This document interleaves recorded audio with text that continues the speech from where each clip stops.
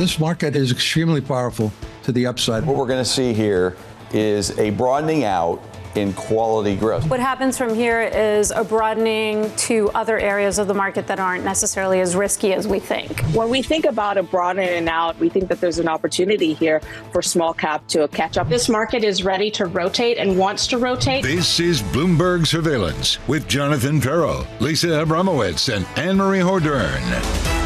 Live from New York City this morning. Good morning for our audience worldwide. This is Bloomberg Surveillance alongside Lisa Abramowicz together with Annmarie Hordern. I'm Jonathan Ferro. Your equity market on the S&P 500 totally unchanged. In the bond market, we had some big moves. 2 days, 27 basis points higher on a two-year yield at the front end of the curve. Deutsche Bank out just yesterday, dropping its recession call. They've held that since April 2022, I think, going all the way back something like 2 years. Talking about the soft landing, it seems like now a base case, talking about how the Fed can't cut rates for as many times as they previously thought. Taking a step back, there is a narrative shift underway, which is that this economy is not slowing down enough for it to be exactly Goldilocks. And what happens at the end? Do you end up with a higher rate? Because right now, Fed rates are not as restrictive as so many people had previously expected. Just to give you a flavour of the conversation when I came in this morning and Lisa sat down, Goldilocks is on life support. I was like, OK, is that the kind of morning that we're going to be having? 100%. Goldilocks is on life support. Yeah. I'm going to go through some of the calls for you, Bramo. Marco Kalanovic, JP Morgan, it's worth considering upside risk for rates. Dominic Bunning over at HSBC. We see rate pricing in the US being more prone to upside than the downside for now. Andrew Hoddenhorst, Citi, like this, contrary to the consensus narrative, the economy has not yet made a soft landing, and it likely will not.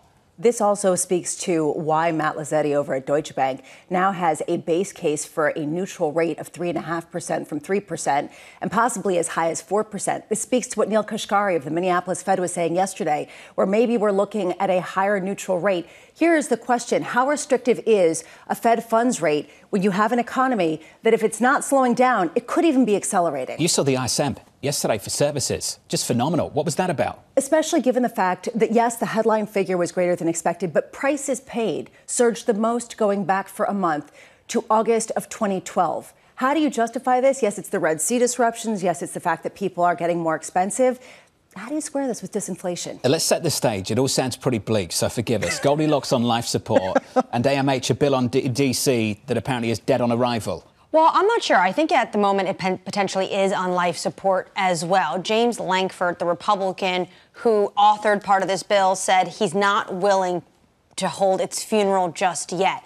What we do know from behind closed doors meeting, and Punchbowl had a great report out this morning saying that what Mitch McConnell has said, who continues to back this bill but understand doesn't have the votes yet, is saying that the political mood has changed. So potentially, if this drags on for much longer, potentially we could see them come around. But right now, you're going to see a lot of airing of grievances out loud coming out of Washington, D.C. I am so deeply frustrated by this story. I have to be honest, because right now it feels like there's a game of political checkers going on, and it's not the real issues that really have to get dealt with, which is the international involvement of the United States and what's going to happen with border control. And these are some of the issues that we need to be having conversations with. Instead, it's, well, does this make me feel bad? And who's going to win? And who puts this in a better position? And that's what we're going to be talking about. This is why people hate Washington, D.C. 100%. And politicians. It's the difference, Annmarie, between good politics and good policy. And one at the moment is not the other. It's not. But again, I wouldn't say, and I go back to what Terry Haynes said yesterday, 60% chance it gets done. It might be dead on arrival at this moment. But we potentially, weeks, months go by, they could be forced to come around to something. So I wouldn't say it's completely dead yet. But this is how Washington works. No deal, no deal, no deal until there's a deal. That theme is going to be something we explore throughout this morning. Let's turn to the price action on the S&P 500, totally unchanged. Nothing unchanged about this bond market. What a move we've seen in the previous 2 days. The 2-year now at 4.46, leads to the 10-year at 4.16. A move of almost 30 basis points across the curve. What I find fascinating is it's not just the 2-year. It's not just about Fed expectations. It's now a longer-term run rate for the 10-year. We're talking about the biggest increase, 2-day increase in yields for the 10-year going back to 2022. Are people reassessing that long-term neutral rate? And that, I think, is really compelling for a variety of asset classes. Let's push that through foreign exchange just briefly. 107.30 is where the euro is right now. And that currency pair negative once again by 0.1%. Coming up this hour, Larry Adam of Raymond Raymond James with Wall Street pulling back calls for a recession. John Lieber of Eurasia Group with a border deal in the Senate on the verge of collapse. And Julia Coronado of Macro Policy Perspectives as the Fed continues to push back its first rate cut. We begin with our top story, a series of upside surprises upending recession calls on Wall Street. Larry Adam of Raymond James expecting the equity market rally to continue. He says this: we are 1.3 years into this bull market versus the average bull market of 5.5. We still see upside longer term. Larry Adam, I'm pleased to say, joins us now for more. Larry, let's get straight into the data, sir. Jobs data, blowout report on Friday. Yesterday, ISM services looking tremendous. How much weight are you putting on that early 2024 data? Well, it's important data that we continue to get. You know, we're still a little bit skeptical about some of those jobs numbers because they don't exactly foot with what corporate America is talking about. When you hear a lot of these earnings reports coming out, you're seeing a lot of layoffs taking place. But I would say that with those strong numbers, if they continue to come, it does narrow that path of us thinking that we're going to go into a recession. Because historically, to get a recession, you need to lose about 1 million jobs. So if you continue to see that strong growth, you're probably not going to see that type of loss in jobs this year. And you could actually get that soft landing that we had been looking for. So far, good news has been good news. There has been this feeling that the economy is strong and that that's really going to support stocks. When do you start reconsidering what restrictive means, what the neutral rate is? How does that factor into your thesis? Well, I do think that good news is always good news. You know, one of the things that we always talk about is that we have a base case for where the equity market is going to go. But if the Fed were to avert a recession and we get a soft landing, there's a lot of even upside risk to our forecast. And the reason for that is that, again, good news is good news. If we avert a recession, that probably takes our earnings forecast higher, and ultimately it takes the price of the equity market higher. So I think that that is always a good thing for the markets when you do see this good news longer term. A lot of analysts have been parsing through why the U.S. is so different from, say, Europe, from other regions that aren't seeing this kind of growth. A lot of people pointing just to stimulus and the fact that it's still coming. I know that you like industrials. How much is that tied to U.S. industrial policy and the fact that there's going to be a whole boatload of more of money flooding into the sector? Absolutely. I mean, we believe in that industrial renaissance that's taking place. If you look at all the money that's been set aside previously, whether it's the CHIPS Act, the American Recovery Act, the Inflation Reduction Act, there is still tens of billions of dollars sitting on the sidelines to help bring that manufacturing back to the U.S. And that is the reason why we continue to believe industrials will do well for the foreseeable future. Larry, what if this leads to a persistent repricing of interest rates and repricing interest rates higher, which is what we've seen over the last 2 days? Can you just explore that scenario with us? If that happens, what areas in this equity market right now are most vulnerable? Well, again, I agree with you that if interest rates continue to move higher, that would continue to weigh on the equity markets. Our forecasted interest rates actually go lower because we do see a soft patch coming in this economy during the middle part of the year. You know, one area where a lot of people think that higher interest rates is going to hurt is the mega cap tech stocks. I don't agree with that. We've been talking about that from the beginning, that these stocks, for the most part, have been insulated from those higher interest rates. You know, if you have higher interest rates, that tends to be better growth, and better growth drives those more cyclically oriented sectors of the market. So where I would worry if interest rates go higher, those more interest rate sensitive sectors, that's going to be your utilities, your consumer staples, you know, your REITs. Those are the areas that are going to be more negatively impacted if you do see those higher rates. Larry, where does it leave the financials, the banks? Well, the financials, I think that they're in pretty good shape. You know, that's always interesting when you see these headlines about the possibility of, you know, a bank going under. Keep in mind that regional banks are 1% of the S&P 500. It's a very small portion of it. If you look at what's actually in the S&P 500, it's going to be your big cap bank stocks. It's going to be insurance companies. And for the most part, they've continued to do well as we've come through earnings season. Their balance sheets are solid. They're talking about an uptick in capital market activity this year. If you look at what happened yesterday in the senior loan officer survey, they're talking about more people or more banks actually getting lending out there. They're looking for more demand. So I think the visibility and earnings for the banks, big banks particularly going forward, is still pretty solid. I remember when people cared about SLUs. We were talking, John, about how the senior loan officer opinion survey. I thought of you yesterday. I was reading it and I was thinking, this isn't interesting at all. This is basically giving us no information other than there just isn't, it's not that bad, which I guess speaks to exactly what Larry is talking about. Larry, you said you're expecting a soft patch. I'm not seeing it. If we don't get that soft patch, does that make you more bullish or more bearish? If we don't get the soft patch, it makes us more optimistic. because what that'll do is that'll increase earnings, and that'll obviously lift our target on the S&P 500. But I would remind you that historically, when these recessions come about, they come about very quickly. If you look back at the last 12 recessions, the quarter before the recession occurs, GDP growth is around 2.6%. The next quarter, when you get a recession, growth falls very quickly. It's negative 3.5%. So it can happen very quickly. Just to put a bow on it, because this is really something people used to say a lot, was that higher rates will make stocks reprice lower. What is the rate at which you get uncomfortable with stock valuations? Is there sort of a yield that kind of gives you a little angst? So I think it's two things. I think it's the level and then the time period that you get there, right? I think we were on this show once. I was on the show once before when we actually hit 5% with that 10-year Treasury yield. At that level, I think that really starts to slow down the economy quite a bit. And you were seeing that because not only was it impacting, for example, the housing market, but you were seeing a lot of companies not going to the market to get additional funding.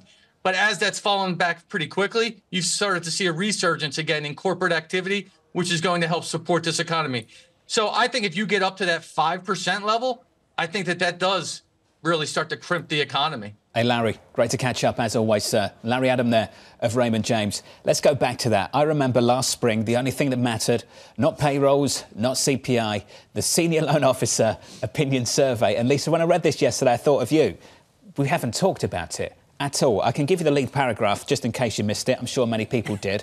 US banks reported stricter credit standards in the fourth quarter, although the proportion of those tightening standards shrank from the prior period. So it's getting tighter, just not as tight as it was before. And basically the people who are tightening they're kind of slowing the pace of how they're tightening. Basically, it's not that bad. And people are actually starting to extend credit. So if you were looking for this as some sort of, red herring, and it's not it. It didn't lead to this tightening of lending standards that would ultimately tip over the US economy. We'll go back to the Deutsche Bank call. Matt Lazzetti and Deutsche Bank, you go back a couple of years, this was their outlook. Rates would rise to between 5% and 6% on Fed funds. Great call. OK, what are the consequences of that? Significant recession by late 2023. That was ultimately the view that you'd see a lot of pain in the labour market to get inflation back down towards target. Hasn't happened. Spring of last year, the banking stress, tighter lending standards, economy's going to roll over. Hasn't happened. Here we are again starting 2024. They're going to cut interest rates in March. What happens? Great data to kick off the year. And to your point, and I think you're right, you can just feel the conversation slowly turning. I'm not saying we're there yet. I think you need another month, 2 months of the same data we've had so far to really change people's thoughts on this. But you can see the direction it's going in early 24. People are still saying it's early, but there is this possibility that we reverse this and we kind of get a repeat where the economy is better than expected. We don't get as many rate cuts and everyone chugs along with a new neutral rate. No landing. I think we did no landing last year in February, right? February was no landing, then March was hard landing. We are in February, so we're no landing. Repeat. About a year ago. We're hovering. Just everything seems to repeat in this market. What did you call it? Narrative roulette? Yeah, that wasn't mine. Narrative table tennis. Yeah, that was James Athey. That was very well said. Over at Aberdeen, it continues. Just narrative table tennis. Let's get you an update on stories elsewhere this morning. Here's your Bloomberg Brief with Danny Berger. Hey, Danny. Hey, John. Southern California continues to experience heavy rains and floodings thanks to a powerful Pacific storm. The National Weather Service says rain is expected to taper off today, although flooding and mudslides remain a risk across the region as the storm moves east. The so-called atmospheric rain has dumped 10 inches of rain in the mountains west of LA and caused $11 billion of damage. Shares of Palantir are soaring this morning after the company gave a higher than expected profit outlook, all of it driven by AI demand. CEO Alex Karp told Bloomberg the company is, quote, rebuilding the whole company to meet the surge. The software and analysis company also marked its first year ever of being profitable, with 2023 net income at $210 million. Users of Apple's Vision Pro are discovering the pain of losing your passcode. The company is telling users they'll have to bring the device back into the store or mall, or mail it rather to AppleCare customer support if the device is disabled after entering the passcode incorrectly too many times. The Vision Pro went on sale on Friday and is Apple's first major new hardware category in almost a decade. That's your Bloomberg Brief. John. Danny, have you seen a Vision Pro out in the wild yet? I went to the Apple store. I said, can I demo this thing? And they said, sorry, ma'am. The wait list is 3 days long. So 3 days. 3 days long. 3 days. Danny, thank you. Have you seen one out in the wild yet, Annmarie? I have not, but 3 days to try a $3,500 product. when you add in potentially more storage space, the kit to carry it around, this is what most average Americans make in a month. I've seen it's people, 3 days to try it. I've seen the video of people walking around with this in the city. That's not the future I want, Bramo. I know it's the future that some of you want. It's not the future that I want. It's the future that my oldest son was trying He's to sell me excited on about, last right? night. He was saying, he's like, this is the future. This is, you don't need an iPad. You don't need a laptop. This is going to be the future. You can superimpose your eyes so that people feel like they're talking to you so they can see you. And I said, I don't What would TK say? When I was a lad, we just wanted a wooden go-kart, something like that. And now kids want a $3,500 I'm not buying it for Vision him. Pro Let's be very clear. I wanted headset. a Nano. You wanted a what? A Nano. A Nano. Oh, right. OK. Thanks for that. Good. Up next on the programme, President Biden making a plea to Congress. My Mexican Speaker Johnson is pay attention to what the Senate's doing. Everything in that bipartisan bill gives me control, gives us control, and still meets the needs of the people being able to legally come across. That's coming up next on the programme. Live from New York City, you're watching Bloomberg Surveillance.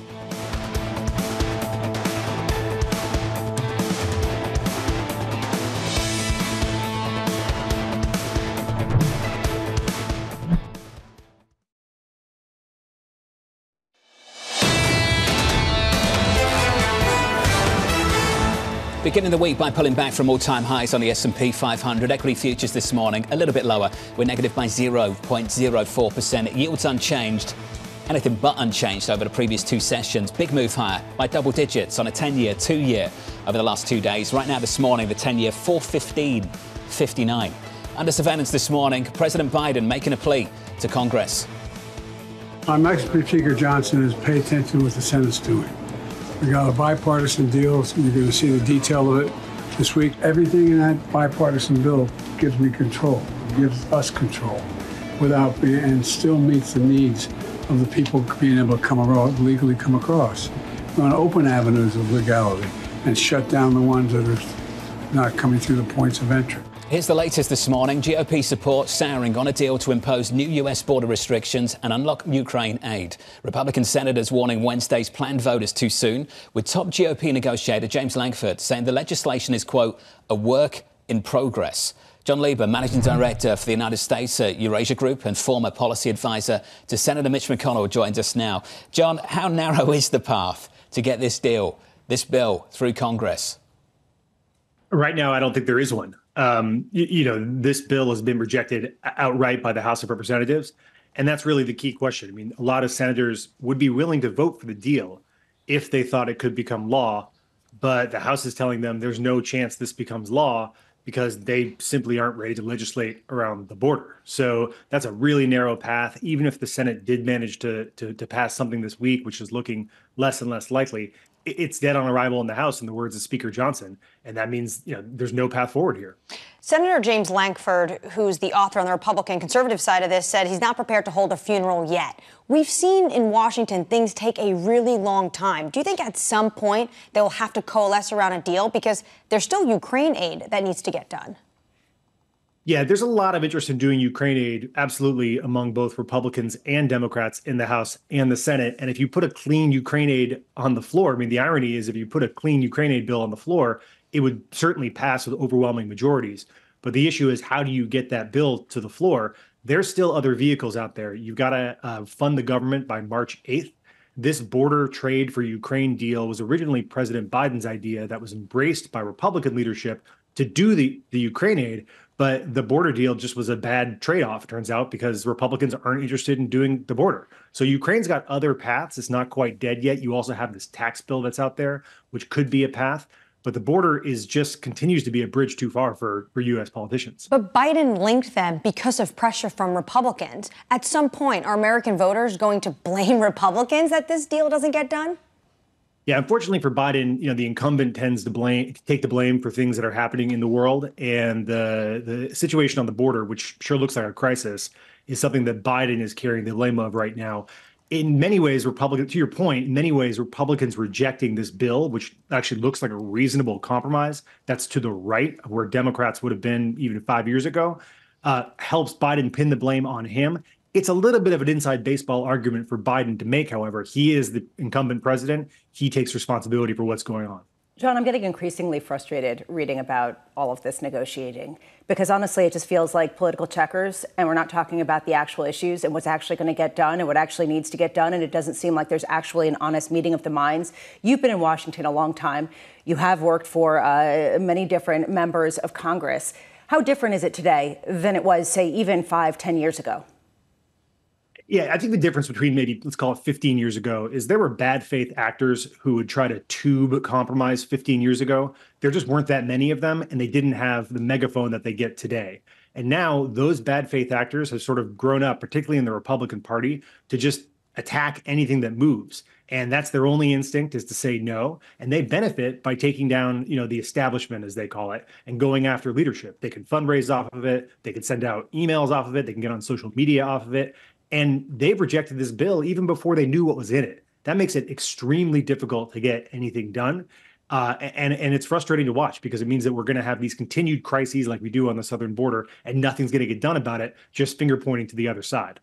There's a question here, as you put, about a 30% chance of Ukraine aid passing, 35% chance of the tax bill passing alongside it. What the consequence of this is, can you extrapolate out, if you are currently still the senior economic policy advisor to Mitch McConnell, what would you say would be the potential consequence of not having action in these spheres?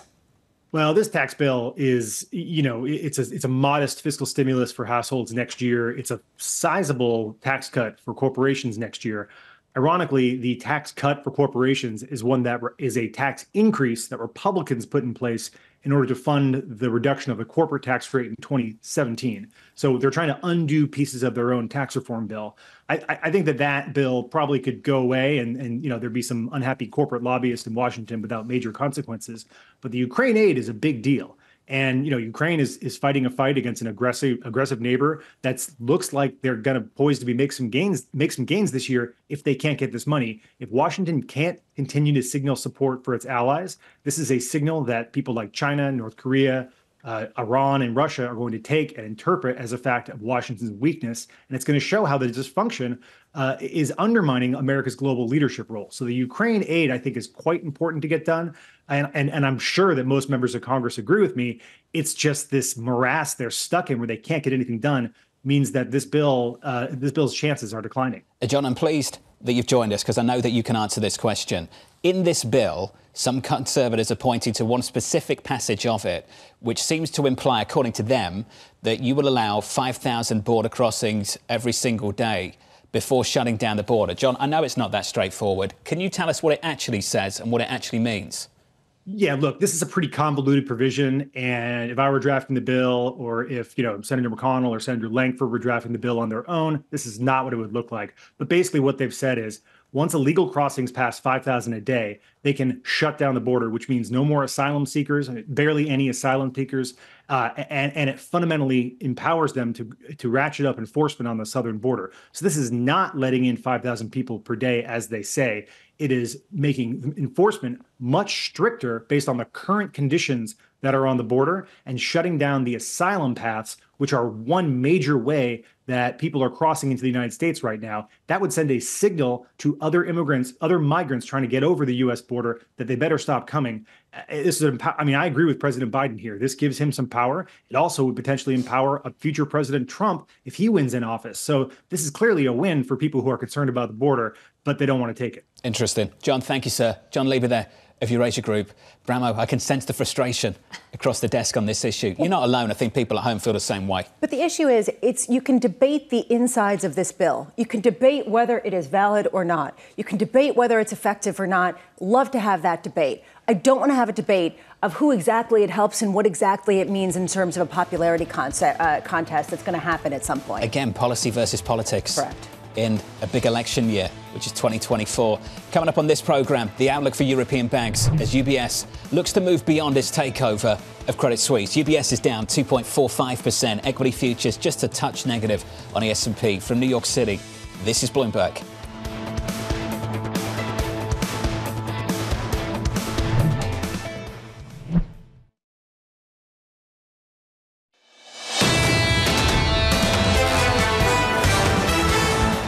Is good news truly good news? Yesterday it wasn't. Sometimes it is. We'll try and figure this out. And the equity market on the S&P 500 slightly negative on S&P 500 futures, positive on the Nasdaq by 0.16%. Yesterday, the ISM services read just looked tremendous, jumping in January, delivering the biggest gain in about a year. New orders proxy for future demand rising to a 3-month high, looking pretty decent as well.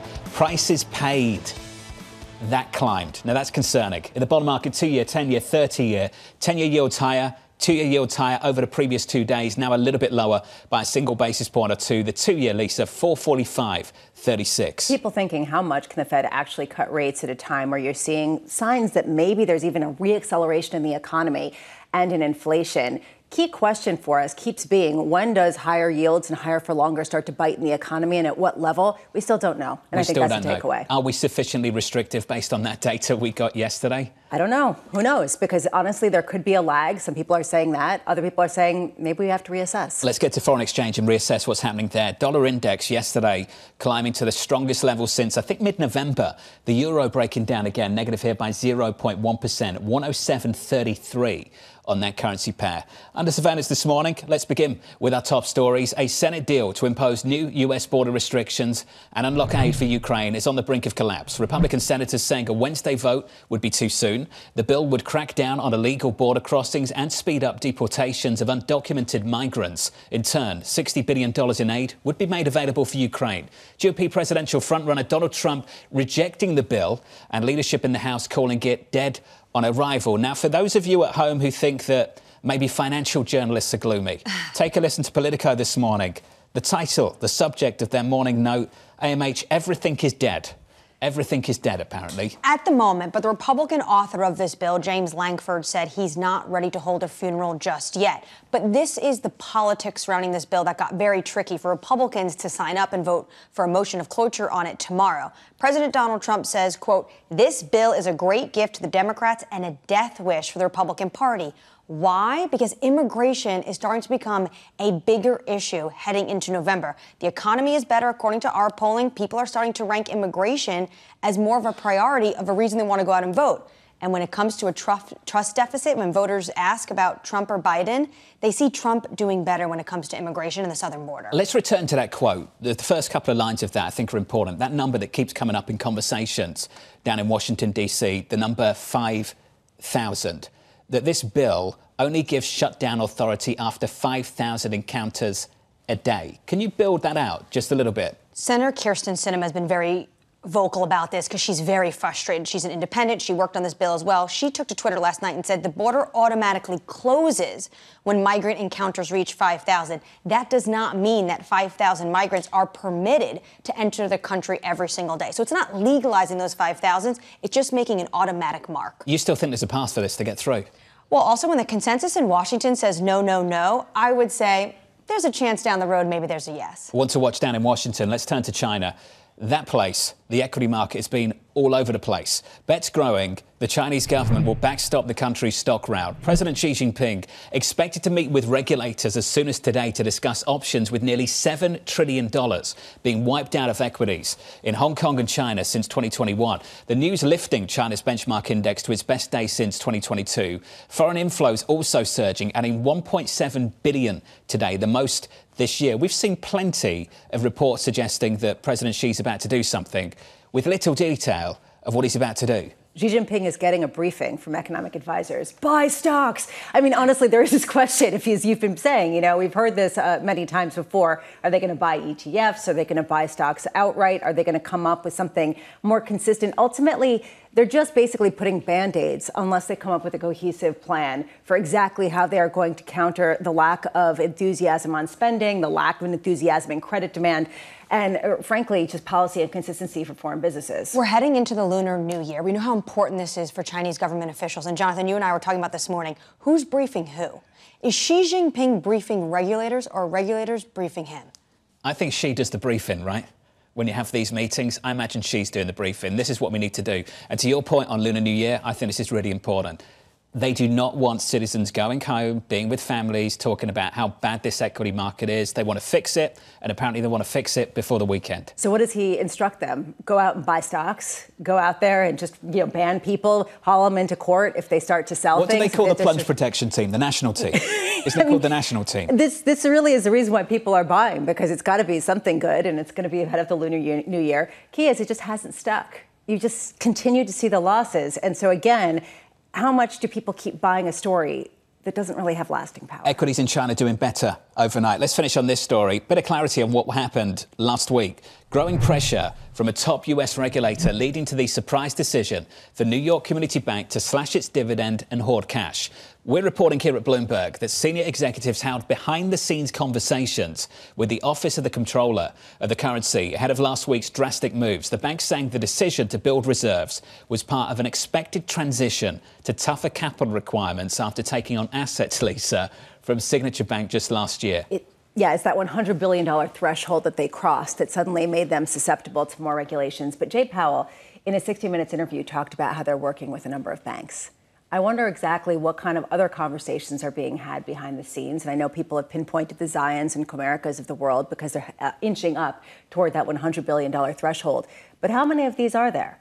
And that, I think, is a key question at a time where people still clearly were spooked by this. Learning from the lessons of last year, maybe, because the ultimate criticism wasn't about the regulation. It was about oversight. It was about the enforcement of existing regulations. So is this surprising based on what we experienced a year ago? No, but it sort of unveils some of what's going on behind the scenes. And you have to wonder, especially given Jay Powell's nod to this, how much more of this is going on?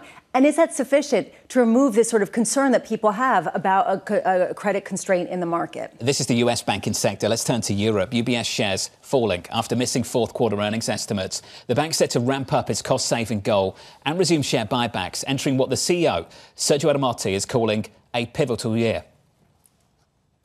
I think that one thing that we need to do is to be willing in the next couple of years to sacrifice a little bit of top-line growth in order to improve the returns on our financial resources, particularly on the balance sheet. Joining us now to discuss, Bloomberg's Jan-Patrick Barnett.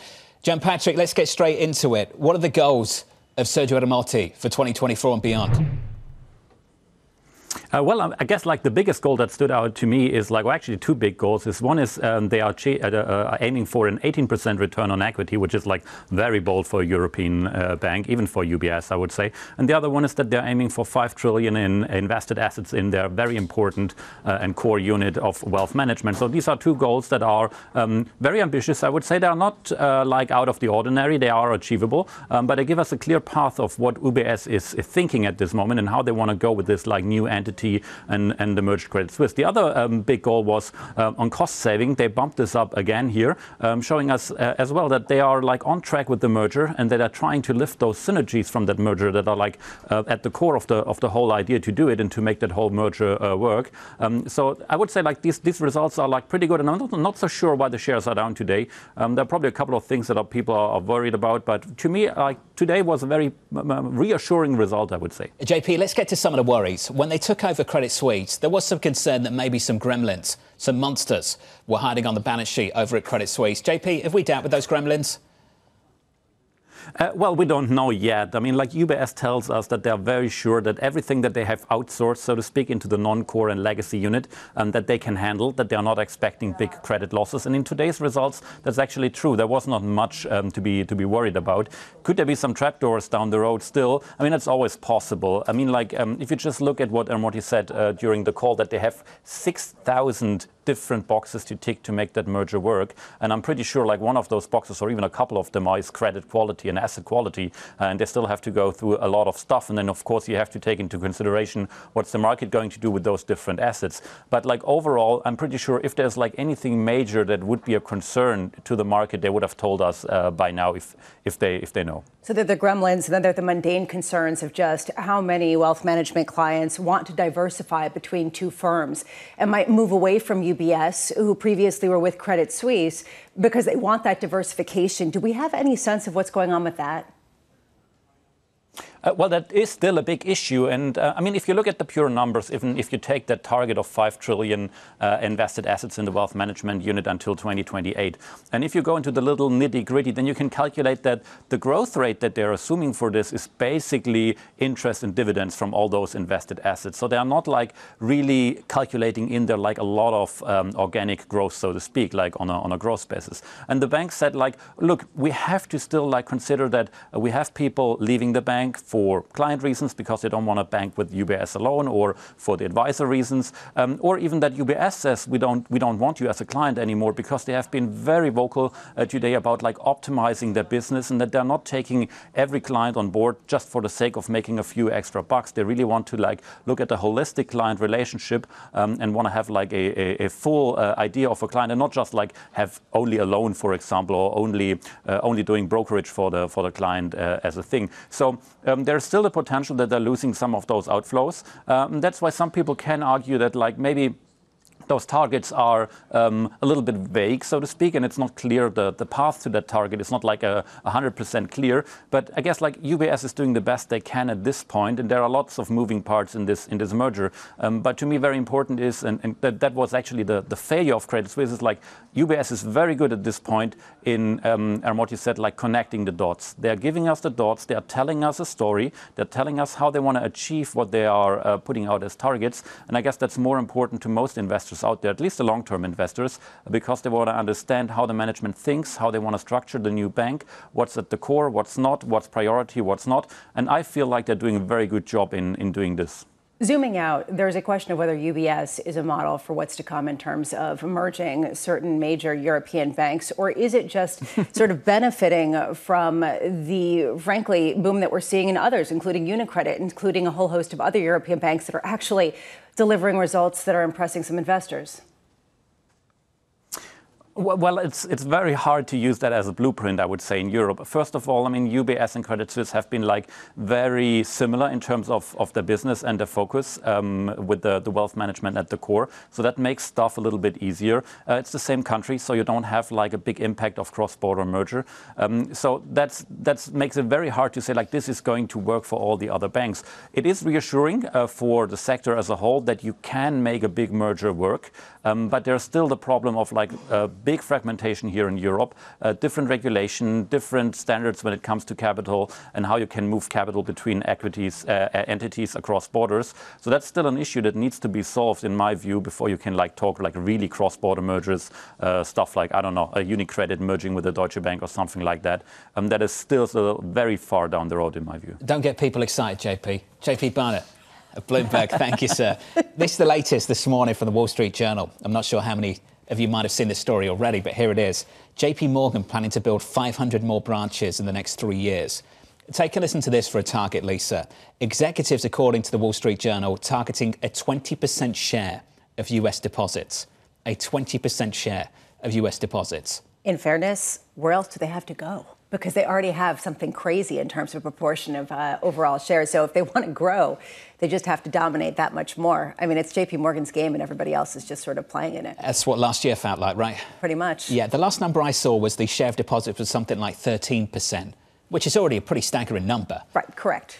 And only going higher. That's the latest from the Wall Street Journal this morning. Let's get you an update on stories elsewhere this morning. Here's your Bloomberg Brief with Danny Berger. Hey, Danny. Hi, John. U.S. Secretary of State Antony Blinken is on his 5th trip to the Middle East since Hamas's October 7th attack on Israel. Blinken will meet with Egypt's president before traveling to Doha. Negotiators from Egypt and Qatar are proposing a deal with Hamas to pause fighting and allow for the release of the remaining Israeli hostages. Israel would in turn release Palestinian prisoners. Blinken is also expected to make stops in Israel and the West Bank in coming days. Republican presidential candidate Nikki Haley has requested Secret Service protection after receiving threats against her. Haley confirmed the threats in an interview with NBC, but did not disclose any further detail. Haley's qualification for the protection would be determined by the Secretary of Homeland Security after consultation with a congressional committee. King Charles is receiving treatment for an unspecified form of cancer. Buckingham Palace has ruled out prostate cancer, but is not specifying any further detail. The palace adds King Charles will continue, quote, state business and official paperwork. He remains wholly positive about his treatment and looks forward to returning to full public duty as soon as possible. That's your Bloomberg Brief. John. Hey, Danny, thank you. Appreciate the update. Up next on the program, the data-dependent Fed. If we just keep getting more data like what we have gotten, we're well beyond the path to normalization. That's coming up next, live from New York City. This is Bloomberg.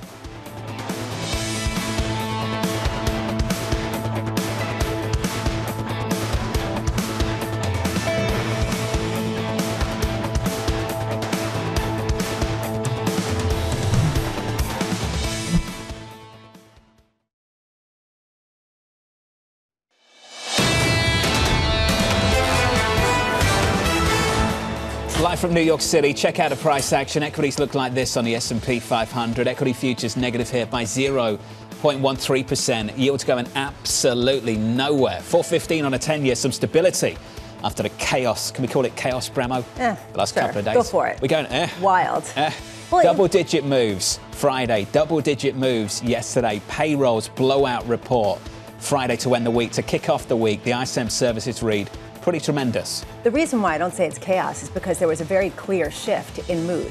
It wasn't necessarily on this sort of uncertain what's going on, which trader's selling. This was all of a sudden trying to reassess whether the path of inflation is going to come down more slowly and if the Fed cannot cut rates quite as much as possible. It's a reset. And I think that people are sort of saying, how much further does this have to go? I'm doing this for you. $54 billion of 3-year notes coming today, anytime. $42 billion of 10-year notes coming tomorrow. Then later in the week, we'll get $25 billion of 30-year bonds. How much of a test is that?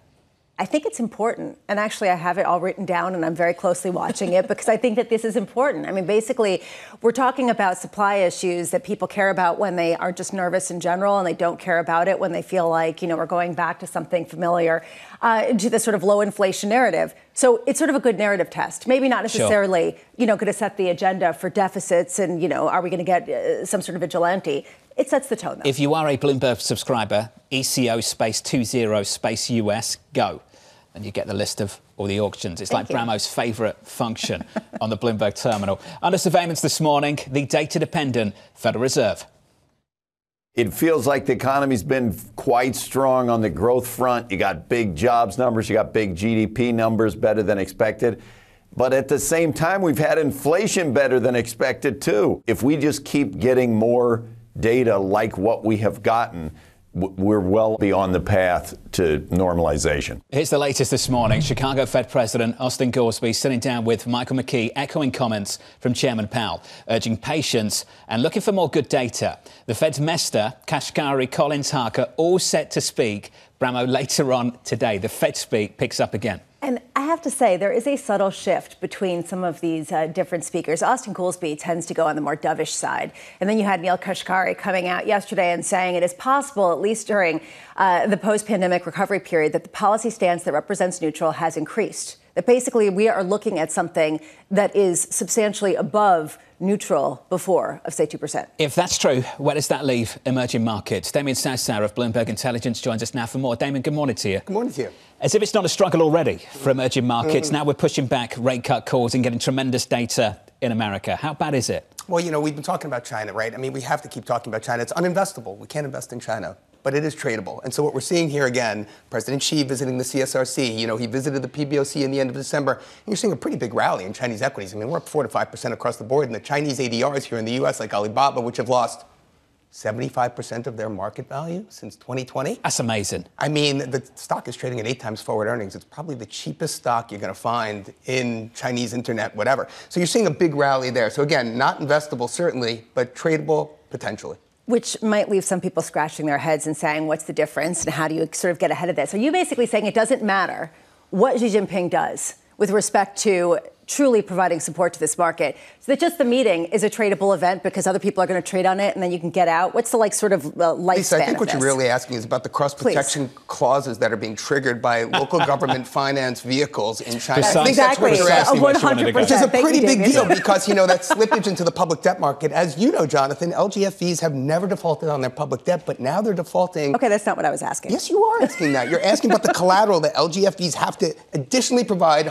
bondholders in order to make them comfortable so that they can fund all the infrastructure and the real estate and everything that's going on locally. But no, I think seriously, what I'm looking at this week, in addition to the China inflation data and their TSF data at the end of the week, is the export data out of Brazil and Chile and Latin America. Because if you're going to see a real pickup out of Asia, you're going to see it first in some of the commodity exporters. So I'm going to be watching on Wednesday exports out of Brazil and Chile, just to get a kind of sense of what demand is like. And we're not going to get any sense of the Chinese domestic market until mid-March, right? Because we have Lunar New Year holiday. It's a blackout period. So we might get some economic data, but we're really not going to have any color as to what emerging markets are going to do in the meantime. Earlier, we were asking the question of who's briefing who. Xi Jinping to regulators, regulators to Xi Jinping. How important is Lunar New Year weighing on Chinese government officials? Oh, I think very much so. I mean, they want to get, great point. Annmarie, they need to get sentiment fixed through the next week or two in order for people to spend, in order for retail sales to pick up. And so, I think it's absolutely critical, the messaging right now. What is President Xi actually discussing with the CSRC? Is it going to be more capital controls? Is it going to be more, regulations on short selling, or is it going to be real stimulus injected in the right places to get consumers to start spending? They haven't been successful at it yet. And if you look at 2015 as sort of a precursor, it took them a long time to right the ship. And even when equities did peak in 2020, it was far from the peak of 2015, I believe. So, they've got their work cut out for them. I'm terribly not optimistic, but, we'll see. Can you tell us why they've been so reluctant to do that? Very different approach through the pandemic, say, Europe, US versus China. Why have they been so reluctant? Well, the greatest 15-year build in leverage and debt in world history occurred in China, preceding, what we've just witnessed now. So I think in a lot of ways, President Xi is trying to do the right thing, but the economy is so very big, 1.4 billion people globally. You just can't, think you're going to put on the brakes and things are going to not break. And it's the same thing with the pandemic. People were playing for that reflationary trade after they reopened. We never really saw it yet. If you look at energy demand, oil demand, Annmarie, I think China's going to be a third of new oil demand projected this year. They're going to be a big driver of it because, they're redoing their refining industry. The margins are improving. Their CAPU is going to go up to something on the order of 89%. So there's a lot of reasons to be kind of bulled up about what's going on in China and how it spills out to the rest of the emerging market space. But as it relates to China, the verdict is out. This was the bear's dream of 10 years ago, and you and I have talked about this so much over the last 12 months. The balance sheet recession call that was made years and years ago on China, do you see elements of that right now materializing? Well, it never did materialize, right? To the extent that we thought it was. And if you look at the U.S., and we can't compare the U.S. to any other beast on the planet. Sure. Now they're, look, the vigilantes are now back, right? So, people are looking at, the fiscal deficit, at debt to GDP, at reserves to GDP here in the U.S. So I think, there is going to be a bit of a heightened focus on value as opposed to carry as central banks cut rates and rates compress globally. It just means that, there's not going to be as much money to be made on the carry side. People are going to have to look for quality. They're going to look for value. And that's where the fundamentals kick in. I keep thinking about executives in the U.S. and how they handle this, how they sort of deal with the China question, given it's the world's second biggest economy. And there's data that's coming out tomorrow that's expected to show, at least according to Bloomberg Intelligence, that the U.S. trade deficit with China hit its lowest level in at least 13 years, led by a drop in imports. If you take a look at as a share of GDP, those are levels last seen since the early 2000s. How much is this just a taste of what's to come? Well, I have a question with that. Is that indicative of demand from the U.S. for China goods, or is it supply out of China, or maybe logistics and whatever that has? You're supposed to answer that question. I don't have the answer for you. I think it's so distorted. And you're asking me about now. policy event. Annmarie right here. She can tell you what's going on between the U.S. Damon, and China. as you know, we're looking at places like Mexico, Vietnam, that those Chinese exports are now making one stop there, another stop in another place. Can you really get a clean read on the relationship between China and the United States based on that? The one thing that is interesting, what is the most liquid way to pay China? It's in the offshore China yuan, right? And one thing that I keep butting my head up against is that if you look at it on both a carry and a value basis, the China yuan is a funder. It's one of the lowest yielders among emerging and developed market currencies. The 10-year now is, I think it's rallied 5 bips today, but it's still at only 244. And then if you look at it on a value basis, on a purchasing power parity basis, it's pretty expensive still. So those are two strikes against the China yuan, just as a pure investment thesis, as an investment case, as a currency speculator or a risk manager. And so from that perspective, it's going to be a tough slog for China investors. Damon, this was great. You've done too much TV, just asking his own questions and then answering them. I love it. Damien, thank you. Damien Sasser of Bloomberg. Coming up in the next hour on Bloomberg TV, Dan Morris, Chief Market Strategist, BNP Paribas Asset Management. Deborah Cunningham, Global Liquidity Markets CIO Federated Hermes, and George Ferguson of Bloomberg Intelligence on Boeing. A lot more still to come this morning. The second hour of Bloomberg Surveillance is just around the corner. Equity futures on the S&P 500 negative here by 0.1%. Live from New York, this is Bloomberg.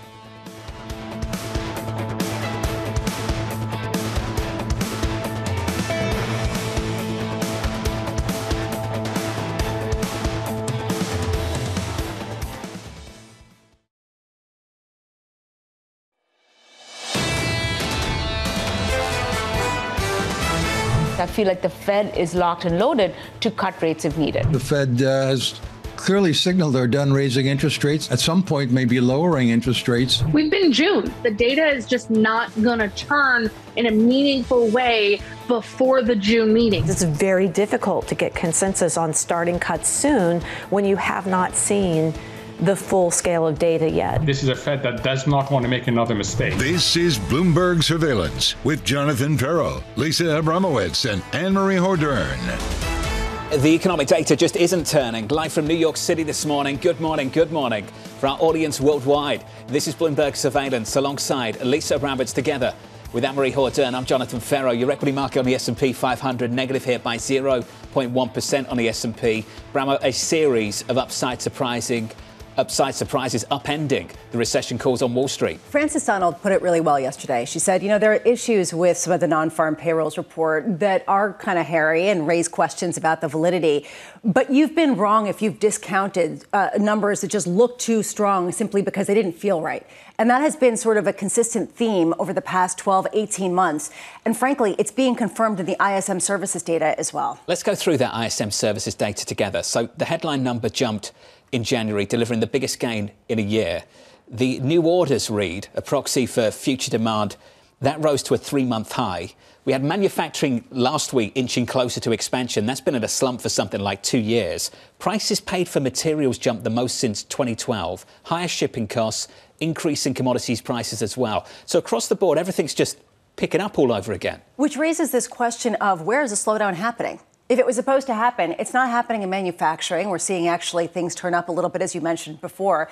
So then do we get a landing? And then it raises this question, with our Goldilocks, is Goldilocks really having some issues? Are we back to the no landing story? Is it too early for that? I don't think so. I think that people are flirting with it. You said earlier this morning Goldilocks is on life support. What does that mean for the Federal Reserve if that's true? It means that they're going to probably have to hold rates, if it's true, that they're going to have to hold rates higher for a whole lot longer, and they'll have to hold back. And suddenly we start talking about the potential for it to make sense for the Fed not to cut rates until after the election and later this year. So let's frame it. So the economic data comes in to start the year looking great.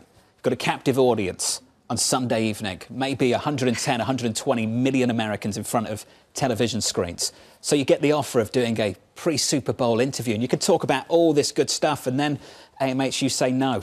And your comms director comes out and says, well, we don't really know who's going to be paying attention. They might be getting the chili ready and putting the beer in the cooler box. Not my words, the actual words of the campaign director, comms director of the Biden campaign. Yeah, it feels like this administration is not taking advantage of those 115 million eyeballs to tout what they have a good story to tell at the moment, which is 2 years of unemployment under 4%. But what we do see the president doing is talking about the economy, but to specific groups. So he was in Nevada yesterday ahead of the Democratic primary, and he went to the Culinary Workers Union. And Jonathan, you're going to love this. When he talked about inflation coming down, he talked about the best economy in the world and more work to do. He said high prices were partly the result of, quote, a little bit of corporate greed going on. So it's not some of the issues you're talking about when it comes to shipping costs or this. The administration is still going to hammer that they think it's corporations' problem. The two big challenges then. So one, you've got to communicate the economy is as good as you think it is when the electorate so far in a lot of polling don't agree with you. Two is immigration. So let's talk about immigration. There is a bill that is working its way through Congress. A lot of people think it's dead on arrival. Got a big opportunity to try and communicate the substance of that bill and why you think it's going to help you do a job in a way that you can't do it right now. At the moment, it feels like Republicans and the conservative message has hijacked that bill and spun it in a way that makes it sound like it's not going to address the underlying problems at the southern border. Right, which is why you see the administration having to come out and they're going to have to talk about why it will work. Biden says if this bill is passed, it would give him the authority to shut down the border. There's one issue around the 5,000 migrants coming across the border that many conservatives are saying saying that almost makes it legal for 5,000 migrants to come across the border. Kirsten Sinema has had a lot of issues with this, and she's saying it's being manipulated. She says it just means that if there is 5,000 encounters, automatically the border is shut, giving the president some kind of authority similar to Title 42 that we had during the pandemic. Last hour, I expressed a lot of frustration about this. I'm not going to rehash that. But what I am going to say is that despite some of the inaction and sort of paralysis that we talk about Washington, they did pass a lot of stimulus. And if this gets passed, it'll direct a lot of money to the defense complex. And you start to wonder how much that's underpinning a lot of this no landing narrative that we're getting back to. Just to bring it full circle, because this really is what people talk about. When I speak with them, they're just like, there's so much money that's still being pumped into the economy. Hard infrastructure, the Inflation Reduction Act when it comes to things like EVs, battery plants, and then chips. $166 billion already for chips, the Chips and Science Act. A lot of that is not even out in the field yet. So there's a lot of pent-up demand from this money that will potentially be coming down to Washington. It's not out, all of it just yet, but potentially we're going to see some of that. I can sense the frustration regardless, even when you try and hold it back. You know that, right? I was trying to be so good. Come on. I thought I was really diplomatic. Try hard, Abramo. But look how long those bills took. And then try to get something that's bipartisan when it comes to immigration, something that's been debated in Washington for decades. And they continue to debate it. Here's the broader price action on the S&P 500. Equity futures on the S&P slightly negative by 0.06%. In the bond market, yields unchanged, 4.1520. In foreign exchange, 107.36 on the euro against the dollar. That currency pair negative here by 0.07%. Coming up this hour, Daniel Morris of BNP Paribas on resetting market expectations.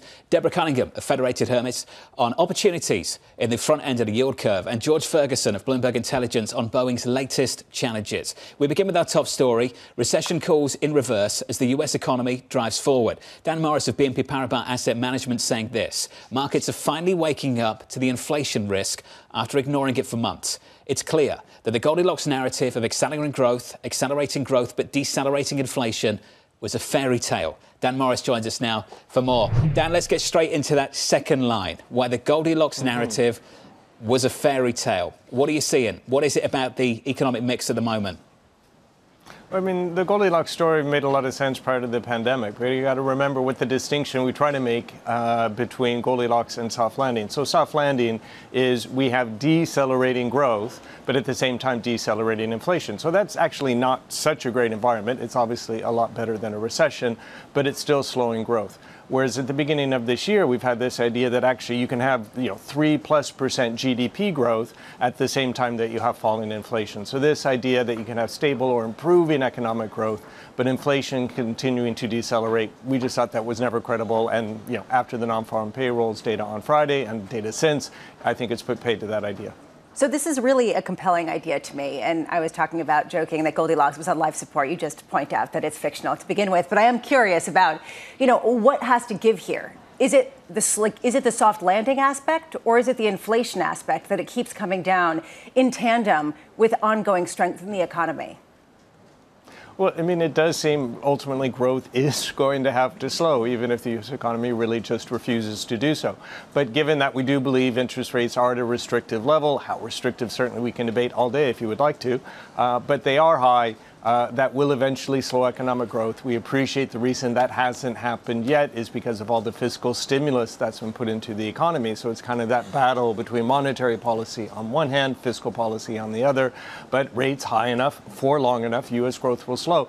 And it also, it's not just that U.S. growth needs to slow. It needs to slow to below trend growth rate, meaning you need to be probably somewhere below 1.75 in order to get inflation back to target. And clearly, we're a long ways from that. So just walk us through then how this sort of informs your investment thesis, because you're not exactly bearish. I was reading your notes, and it sounds like you're still constructive, but maybe not as constructive, or you think that things are going to slow later. How do you sort of see this changing your view? Well, I think exactly it's the timing that we're worried about. I mean, we all appreciate monetary policy works with a lag. Clearly, the Fed is not going to be cutting rates anytime soon. So the previous hikes, the current level of interest rates, that's going to continue to slow the economy. And it's just a question, are we going to see a more sudden deceleration at some point later in the year? So we think that's ultimately what's going to be reflected in market prices. So far, what you certainly see in equities is this very sustained, relatively high level of growth, and we don't think that's going to last. And so when you do start to see that deceleration, and then you will have to see, we think, some weakness in equity prices. Dan, when you say this is what we see in equities, if you strip out the major tech players, is that really what we see in equities? I think so. I mean, if you try to say take the Russell 1000 value index as a proxy for, say, the non-tech parts of the S&P, it still had a decent year last year. You're still looking for 8-9% earnings growth this year. Valuations, actually somewhat comparable to what you see for NASDAQ. So I think even there, there's some justified optimism, but it's just a question of whether the optimism at this level is really supported. Dan, Lisa and I spent the morning talking about a repricing of interest rates higher and the parts of the equity market that might be vulnerable. We can talk about tech, but let's talk about the financials. Does that just pile on the pressure in the near term on the financials all over again, Dan? And I wonder if the events of last week are truly a one-off, or whether you expect to see more of that still to come in the weeks ahead. Well, in general, I think if we kind of look at the trade-off or the relative performance of growth versus value, you're absolutely right. On one hand, if interest rates go up, we know the sensitivity of valuations for growth stocks. But you're right, it is going to certainly affect what we see in terms of financials and also energy, which is another key part of the value index. So it's going to be that dynamic on one hand, what driving economic growth, but on the other hand, discount rate via interest rates. That's going to really assert whether or not the growth versus value dynamic continues into this year. Just to take that a step further, what's the threshold for benchmark rates, at which point it really challenges a host of valuations in the S&P, frankly, also in the Russell 1000 and 2000? Well, I think if you really thought policy rates needed to go higher, then certainly you would be worried about is there going to be a tipping point in terms of equity markets. Again, for us, it's not so much that we think rates need to go higher. It's just you're not going to get 150 basis points in cuts out of the Fed this year the way the market thought at one point.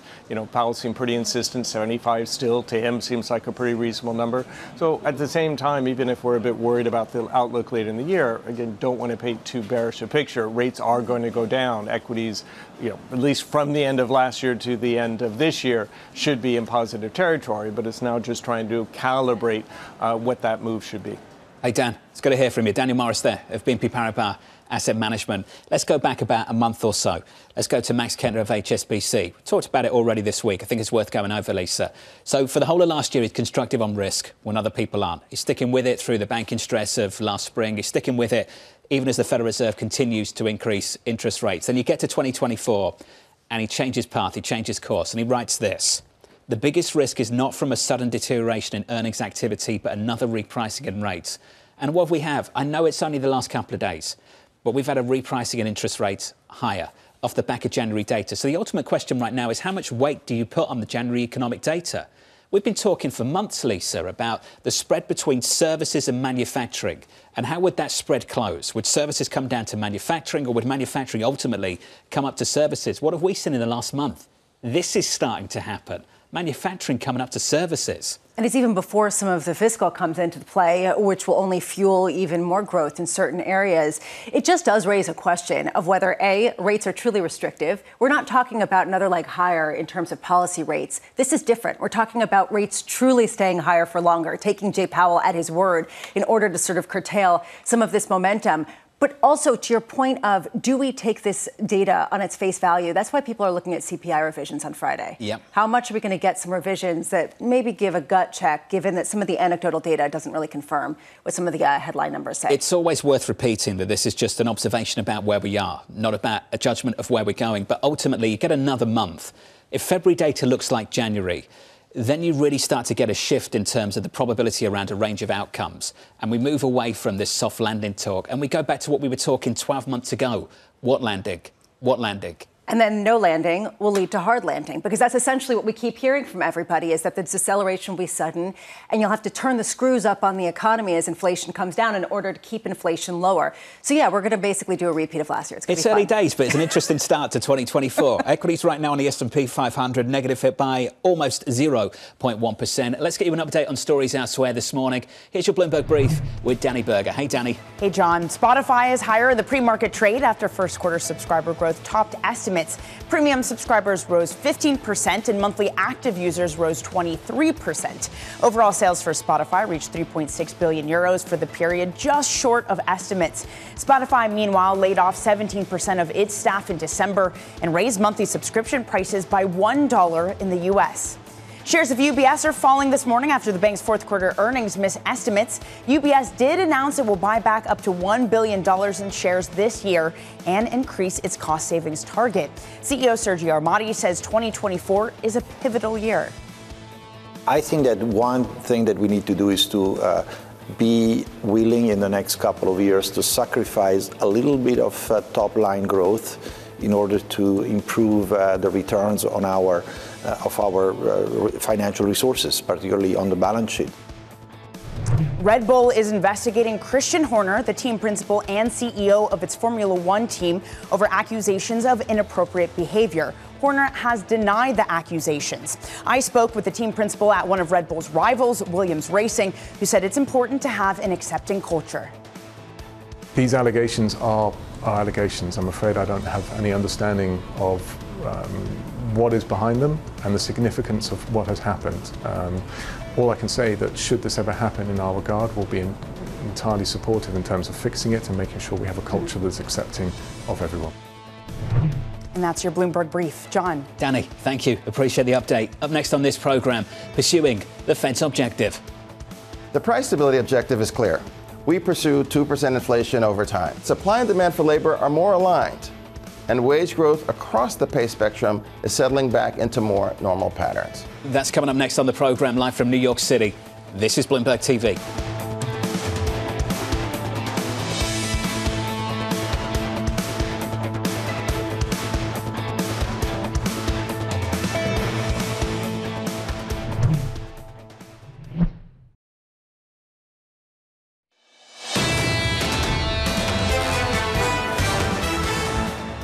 Two hours and about 13 minutes away from the opening bell. Getting bullied around the desk. Oh, come on. That was not being bullied. Equities on the S&P 500 negative by 0.1% on the S&P. Yields unchanged. 10-year 4.1578. Under surveillance this morning, pursuing the Fed's objective. The price stability objective is clear. We pursue 2% inflation over time. Supply and demand for labor are more aligned, and wage growth across the pay spectrum is settling back into more normal patterns. It's dangerous to proclaim with certainty that any pandemic-era phenomenon will shape future labor markets.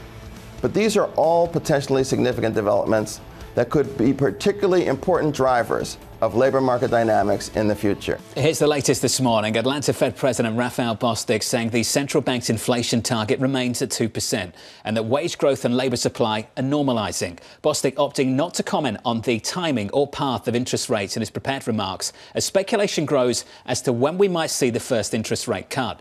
Julie Coronado of Macro Policy Perspective suggesting the time is now, writing this. The question is very much, what are we doing at 5.5%? It's time to start adjusting the nominal funds rate. Julia Coronado, I'm pleased to say, joins us now. Julia, let's talk about that. The chairman of the Federal Reserve in the news conference last week said we need to see more data, more good data, not better data, just more data. Not even necessarily as good, just good, he said. So any reason to believe we won't see that in the next 3 months? There is no real reason. Of course, you need the data to ratify that. And as we saw on Friday, data can always surprise us. But if inflation does continue to behave as it's been, they're rapidly approaching 2%. And so I think what we're hearing from the Fed is that the committee is a little just, struggling to catch up to how quickly the data have moved and what to make of that. It certainly defies all of our macro models for inflation to come down so rapidly with the labor market so healthy. And so there's still some skeptics. I think Chair Powell might be having a challenge corralling everybody on the committee. I think he wants to make that first move based on a strong consensus. And I think he's just having a little bit of committee management challenges, which is why he, in a very data undependent way, took March off the table. So we're in May because we think the data will continue to tell the story. Julia, Lisa said it immediately after that Fed meeting. During that news conference, I think Lisa said to us around the table, it's like herding cats. Julia, you noticed the same thing. What was it about the statement and the news conference that stood out to you that gave you the impression that maybe things are really fragmented, divided on the committee at the moment? For me, the moment that was most telling was when he took March off the table. He said it in a sort of halting way that he just doesn't think this committee will have the confidence by March. He thinks it's unlikely, I think was the term. But it was a reference not to his view, but to sort of the collective confidence, which suggests that there were some people that were just digging their heels in still, that just deeply skeptical of what they've seen or that it's likelihood of continuing. But yeah, I think that was the moment where it was like, well, that's not data dependent. And it wasn't referencing his own views, which we know that Chair Powell's been a bit more encouraged and optimistic about the data flow, more willing because he's perhaps not an economist, to just accept it for what it is, and buy into its staying power. Again, data have to ratify it, but should they ratify it, there's no reason not to move in March. Well, there's tension right now between the Fed saying they're going to start the cutting process well before we get to 2% and taking March off the table, right? Because we are getting very close to 2%. And by March, with a couple more months, we could be quite close. But I think it's just the herding cats challenge. Julia, you said it is pretty clear that the Fed has policy in a restrictive place. Is it clear? I mean, this is actually, talk about herding cats. It's herding cats in the market, too. You've got an increasing number of people questioning just how restrictive that is. If you're seeing job growth like what we saw on Friday, if you see ISM services prices paid grow at the pace that we did for last month as well. Yeah, no, that's a fair question, Lisa. I think one of the things that's been the huge macro surprise of 2023 was the productivity boom. We had been bullish productivity, that it would be strong in 2023, that it would help bring inflation down and make the Fed's trade-offs easier than they expected. But it was much stronger than we expected. My goodness, the second half of the year was a productivity boom. For the year, it's close to 3%. That's quite a performance. Now it comes after a very bad performance in 2022 when supply chains were dragging us down. But it's masking, I think, some of the restriction in monetary policy, which could mean that the neutral rate, at least for now, is higher. And the big question and the big uncertainty, and Chair Powell touched on this in his press conference, we just don't know if we're going to keep getting productivity gains like we saw in 2023 or even anywhere close. If we do, if we are not just in a productivity sort of post-pandemic dividend, but a stronger trend, then the neutral rate could be higher. Yeah. On the other hand, if this is just a one-time productivity dividend, then we could see a sudden stop in the economy as that slows down, and the restriction would come through and they'd have to cut a lot faster. Julia, so I think those are the uncertainties we're facing. We just have about 60 seconds left. Do you believe in Goldilocks, or do you think that maybe it's kind of a little bit inaccurate at this point? I do believe in Goldilocks. I've been pretty bullish productivity. I do think the trend is better. That could mean a higher neutral rate, but what is higher? It's not 5.5. It might be 3, but maybe 3.5.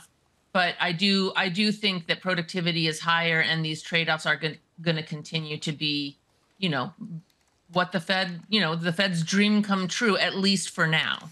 Somewhere in this country this morning, there is a child waking up who put on Business News Bramo on accident instead of the cartoons.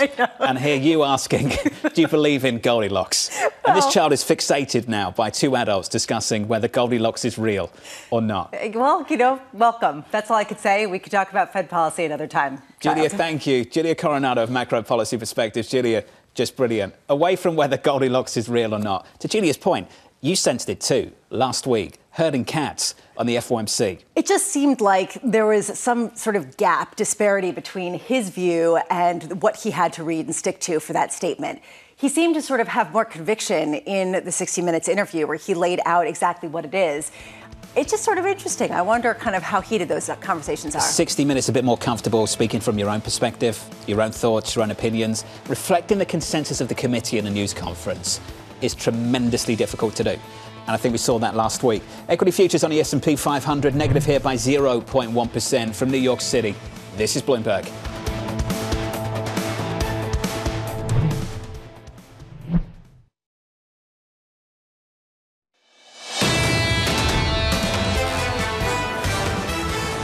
Equities a little softer here on the S&P, the Nasdaq, the small caps, the Russell down across the board.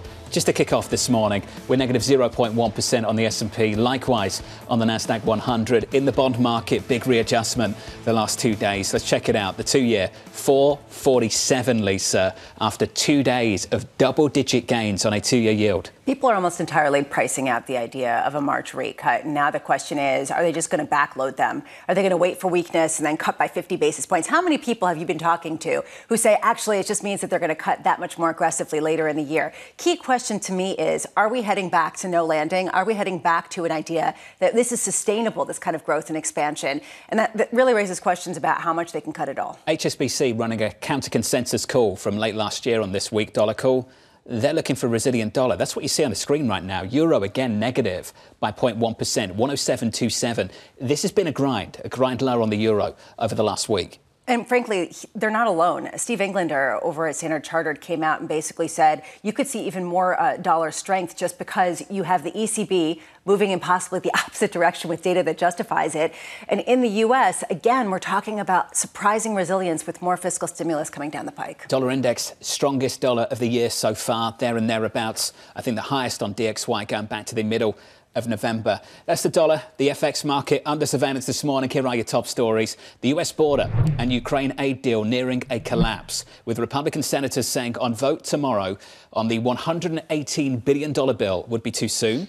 The bill would unlock significant aid for Ukraine and impose new US border restrictions. GOP presidential frontrunner Donald Trump leading the pushback on the bill, calling it, quote, a death wish for the Republican Party. AMH, translate all of that for us. Well, this is something that actually for sure is on life support. But what you hear from Republican senators is, especially many who wanted to link these two items together, we're not going to give foreign aid until we fix our southern border. What they're saying right now, Mitch McConnell behind closed doors says this, according to Punchbowl. The view is that the problem isn't the bill, it's the politics around it. When you have the former president, who's now your front runner to become your GOP candidate into November, and potentially the next president, is saying this is a gift to Democrats. I want to run on this issue. Do not give Biden this win. If that's the case, does the electorate fall for it? Wall Street Journal editorial board yesterday evening put this one out. If Republicans reject this bill, they will hand Democrats an argument that the GOP wants border chaos that they can exploit as a campaign issue. At the moment, it's clear in the polls that the blame is going to the White House and certainly not to the Conservatives. That poll on that issue is going to be the one to watch in the weeks and months to come if this bill doesn't pass. Well, that's why I agree with Senator Lankford, who says I'm not going to have a funeral for this bill yet. And that's why I say it's on life support. If this drags out, the electorate is smart. They're not just going to blame Joe Biden because he's in office, but they're also going to start to look to Republicans and say, look, it's a split government. This is a bipartisan deal. Why are you not signing up for it? You know, no one needs to hear my rant again about politics versus policy, but it does raise a question about turnout. Because if you see this kind of thing going on again and again, how many people are going to turn out to elections if they feel really sort of disenchanted with, the politics versus policy? Doesn't this push turnout? Doesn't this get people to go to the polls because they're so fed up with who's in Congress right now? And then who do they vote in? More the same. I mean, that's essentially what we're talking about. Politicians are self-interested people that only want to get re-elected. Really? I mean, okay, we don't need to go here. But my point is, there is this frustration, and yet people are watching this because it does determine a lot of the funding and also, frankly, from market's perspective, how you price in different policies. I'm shocked. I'm absolutely shocked that those people exist. I know some of them listen to this programme. Not you, of course, everyone else. Let's get to Deutsche Bank. They're dropping their call for a US recession. They've got this to say. Chief US economist Matt Lazzetti saying the economy performed as well as it could have last year. And, quote, we now think the economy will land on this narrow path and that a recession will be averted with limited cost in the labour market. Although inflation could firm some in the near term, we ultimately believe it is sustainably falling towards the Fed's target. I think we've really got to frame this together, Lisa. What a change this is for Deutsche Bank, who going back to April 2022 said late 23 recession. They got their Fed call right. Interest rates would go between 5 and 6%. So absolutely nailed that. Correct. And then pretty much like everybody else, got the consequences of that move totally wrong.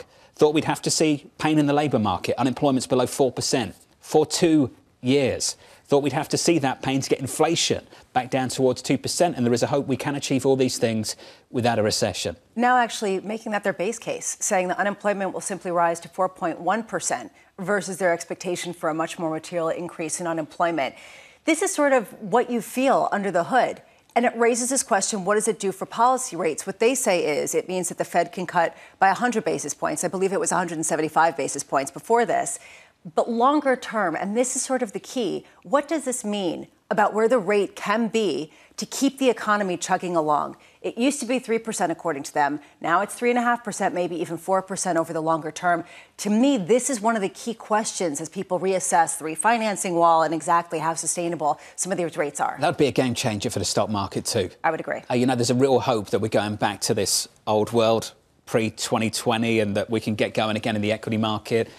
It's a real big challenge. A challenge to what, though, is the question I keep asking this morning. A challenge to the multiples on big tech, which are sort of blowing it out of the water when it comes to the earnings, or a challenge to the financials, which really struggled last year? It's a great question. I don't know the answer. If I did, I probably wouldn't be here. But I do think that it's going to be really interesting to see whether the Russell 2000 is actually a tea leaf of what's to come.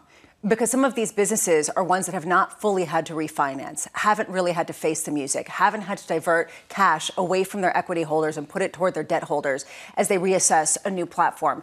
Is that kind of maybe what the devaluation is sussing out? That's the latest from Deutsche Bank and Matt Lazzetti. Matt, thanks for sending that call over last night. Fascinating read. Want to finish on this. Boeing. Executives dealing with an ongoing safety fallout could have a new issue on the horizon.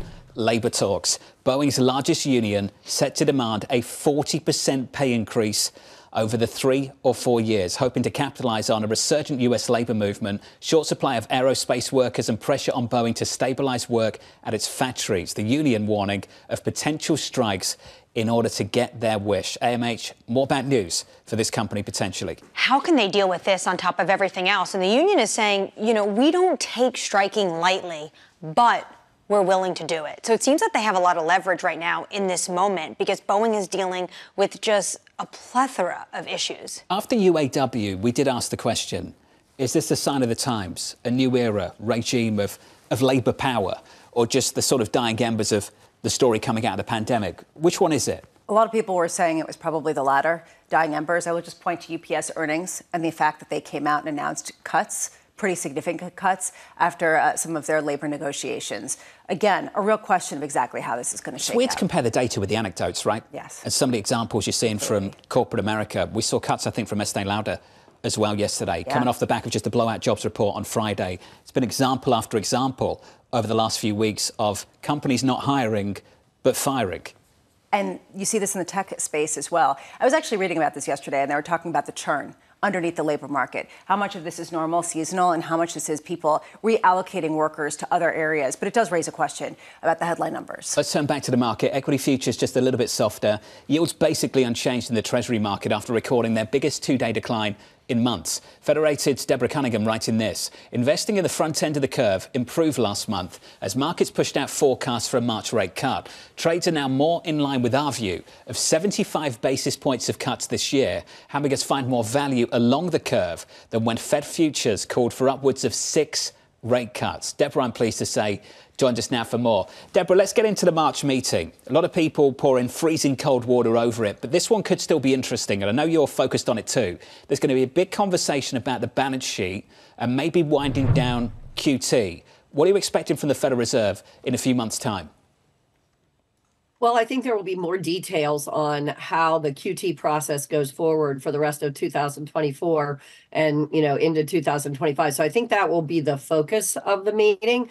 I also think the resilience of the economy, certainly this jobs number that we just saw. We get another labor report, obviously, before the March meeting. So additional information there. And then, what happens from an inflation perspective going into the March meeting. I think those will all be top of mind. Having said that, I don't really see much change in the current path that we're seeing, which is continued wage inflation, continued strength from an employment perspective, maybe some stickiness from an inflation perspective, given where we are from a wage inflation and a rents perspective.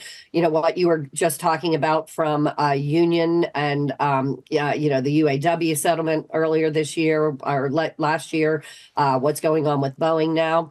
It seems like the stage is set for the Fed to have a slow decline in rates, nothing that's precipitous, nothing that's, meeting after meeting, starting in the spring of this year. We're really of the opinion it's a second half event. Deborah, you are the key person I wanted to speak to because this raises a question. If rates aren't going down so quickly, and they're not going to go down so much anytime soon, is there really so much cash on the sidelines, or is it very happily parked in money market accounts and short-term debt? I think it's very happily parked. If you look at the money market industry last year, it gained $1 trillion, $1.1 trillion. If you look at deposits lost $1 trillion. That's not a coincidence. There's something to be said about what came out of deposits and went into money market funds. So I'm not saying that there's no cash on the sidelines. There are certainly those that are using the liquidity markets, the money markets as a safe haven. In the context of, no longer in the equity market, no longer in the longer term fixed income market. But the resilience in the market, I think, from a, cash longevity standpoint is there. Which raises a question, Deborah, of how much of the $6 trillion in money markets actually is going to flow into risk assets later this year. That's been really one of the bull cases for a lot of stock market prognosticators. How much do you sort of view this as something that hinges on Fed rate cuts versus just a fallacious argument? Well, I actually think Fed rate cuts will prompt more cash into the liquidity markets, into money markets in particular. Generally speaking, the trade last year came from retail. So the flow came from retail and it came out of deposits. What happens when the Fed plateaus from a rate standpoint and starts to go down the other side? Institutional cash starts coming into the marketplace. It comes out of direct securities because the direct securities are now lower than what the managed product is that has a weighted average maturity of 40, 50, 60 days. So ultimately, there may be some amount, let's call it a couple $100 million or billion that flows out because of their reentrance into the riskier asset markets. Having said that, I think the assets in these products continue to increase in 2024, given what are expectations for rate cuts of 75 basis points to maybe 100. I mean, you're still talking about rates at the end of the year, 4 to 4.5%. In the meantime, though, no rate cuts, at least maybe until the middle of the year, based on the way the consensus is shifting. Deborah, can we just finish? That's our outlook at this point. Can we just finish then on the banking system? If that is the case, given that the bank lending program that was designed and implemented by the Federal Reserve last year is set to expire next month, how much stress is accumulating in the regional banks at the moment, based on your read of things over the last few months? Jonathan, it seems like the larger regional banks are quite, fulsome at this point and don't have the same, what I'll call geographic risks and concentration that something like a, community, more the community regional banks have. So the system, the bank term funding program was designed for the larger regional banks. And right now, they seem to have much less stress. Their stress came last year because of the rapidly rising rate environment, that's behind us at this point. And so the stress in their asset portfolio should be back to what the traditional stresses would be, the loan portfolio. And for the most part, they're fairly well diversified in that regard. Got it. Deborah, appreciate the update. And thanks for joining us early this morning. Deborah Cunningham there at Federated. I say early because Deborah has such a more active social life than I do. Out at Madonna overnight at a concert. What time did you go to sleep last night? Me? 8 p.m.? I don't want to talk about it. How sad is that? How sad is that? Yeah, Good for them. Good for them. Equities right now in the S&P negative by almost 0.1%. No drama there. Let's get you an update on stories elsewhere this morning. Here's your Bloomberg Brief with Danny Berger. Hey, Danny. Hey, John. Bloomberg is reporting that behind-the-scenes talks between New York Community Bank and the U.S. watchdog led to the surprise decision to hoard cash and slash its dividend. The bank says the drastic moves last week were part of an expected transition to tougher capital requirements. NYCB took on assets from Signature Bank last year, including a couple of risky loans and commercial real estate. Toyota's market value has climbed to a new high, topping 50 trillion yen for the first time in its history. That's just under $340 billion. Shares jumped in reaction to an upward revision to its full-year profit guidance. Toyota shares are up 64% over the year on the back of strong sales and a weaker yen. The new guidance did exceed analyst estimates. And Aston Martin is shaking up their sweet seat again. The company is searching for its fourth CEO in 4 years. According to Bloomberg sources, current and former heads of other luxury auto manufacturers have been contacted to succeed current CEO Amedeo Felisa. Felisa has been the CEO of Aston Martin since 2022. And that's your Bloomberg Brief. John. Hey, Danny, thank you. 4 CEOs, 4 years. Lisa, at this point, do you get a new recruiter? I mean, at a certain point, you have to come up with a new thesis as far as what you're looking for. I mean, at a certain point. That was shocking seeing the headline cross a little bit earlier this morning. Up next on this programme, more headwinds for Boeing. We caused the problem, and we understand that. We instituted additional quality controls and inspections at Boeing and at our supplier. That's coming up next on the programme, live from New York City. This is Bloomberg.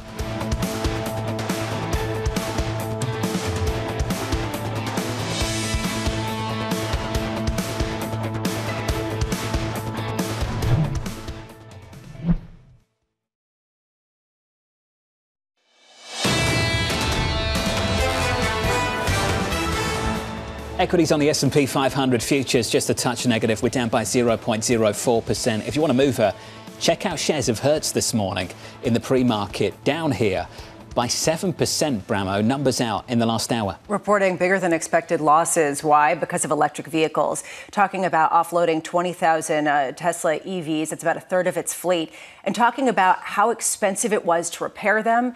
The residual values were declining. Basically, we're talking about a CEO who came out and said, we continue to face headwinds related to our electric vehicle fleet and other costs throughout the quarter, after previously having been the one to lead the charge in this way. It just shows the hiccups and the growing pains in this transition that we've been talking about. Well, the push to EV for Hertz was sort of one part seeing the future and one part a marketing gimmick, right? You get Tom Brady on board, you push this, it makes you think, yes, let's hire from Hertz, let's go get an electric vehicle. Away from the consumer demand story, what you said just then, I think, is the critical element of Hertz that we didn't discuss nearly enough. The cost of keeping these vehicles, the loss of value over time. That was what was behind this decision, not just the fact that consumer demand wasn't there in the way they anticipated. It was those issues too. And I have to say, when I was thinking about buying a car, there was a real question if you're going to have EVs that are going to be much better and more developed and cheaper potentially later on. Why are you going to hold on to it now if you're not going to get the same kind of value later? And this has been a real concern, and you could see it in practice at Hertz. Well, it's a complete roundabout from 2021. They bought 100,000. They wanted this to be a massive push into this market. But the demand isn't there, and it's not just for Hertz.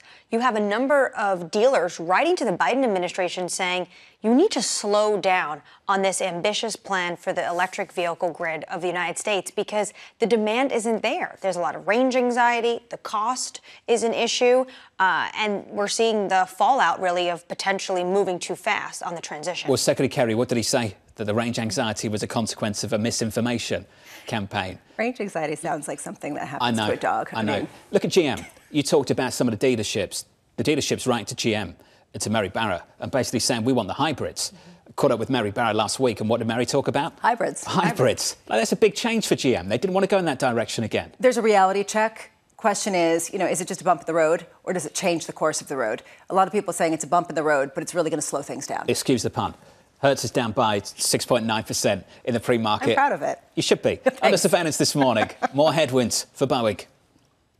We caused the problem, and we understand that. We instituted additional quality controls and inspections at Boeing and at our supplier. We issued bulletins to suppliers to strengthen the focus on conformance and reducing the risks of quality escapes. So here's the latest this morning. The company finding more misdrilled holes in the fuselage of its 737s. Boeing also facing a potential labour battle. Union leaders asking for a 40% pay boost for workers over the next 3 to 4 years. FAA Administrator Mike Whitaker set to testify on Capitol Hill today. Whitaker, in prepared remarks, saying the FAA will, quote, consider the full extent of our enforcement authority to ensure Boeing is held accountable for any non-compliance. George Ferguson, senior aerospace and defence analyst at Bloomberg Intelligence, joins us now for more. George, can you just frame how much of a nightmare this might be for Boeing later on today? Yeah, well, I mean, I think no CEO would want this to be happening, but I don't think there's much choice, right? The FAA, I think their reputation's been hurt by Boeing, and I think as the regulator, they really need to get in there and make sure the manufacturing process is stable and Boeing is building safe airplanes. If we had a problem, God forbid, right, it would be on the FAA's hands. And so, yeah, again, well, no CEO would want this to be going on. I think it's necessary at this point. And I think a lot of it's going to be about, an increased oversight at Boeing, at the manufacturing facilities. And there'll be questions for the FAA too, right? Whether or not they've got the personnel in place and the resources to go out and properly oversee Boeing. Is it the job of the FAA or Boeing, though, to make sure that planes are safe? I mean, at the end of the day, it's Boeing's job to build an airplane according to what they've had certified by the FAA. So it's Boeing's job to build a safe airplane and build it correctly.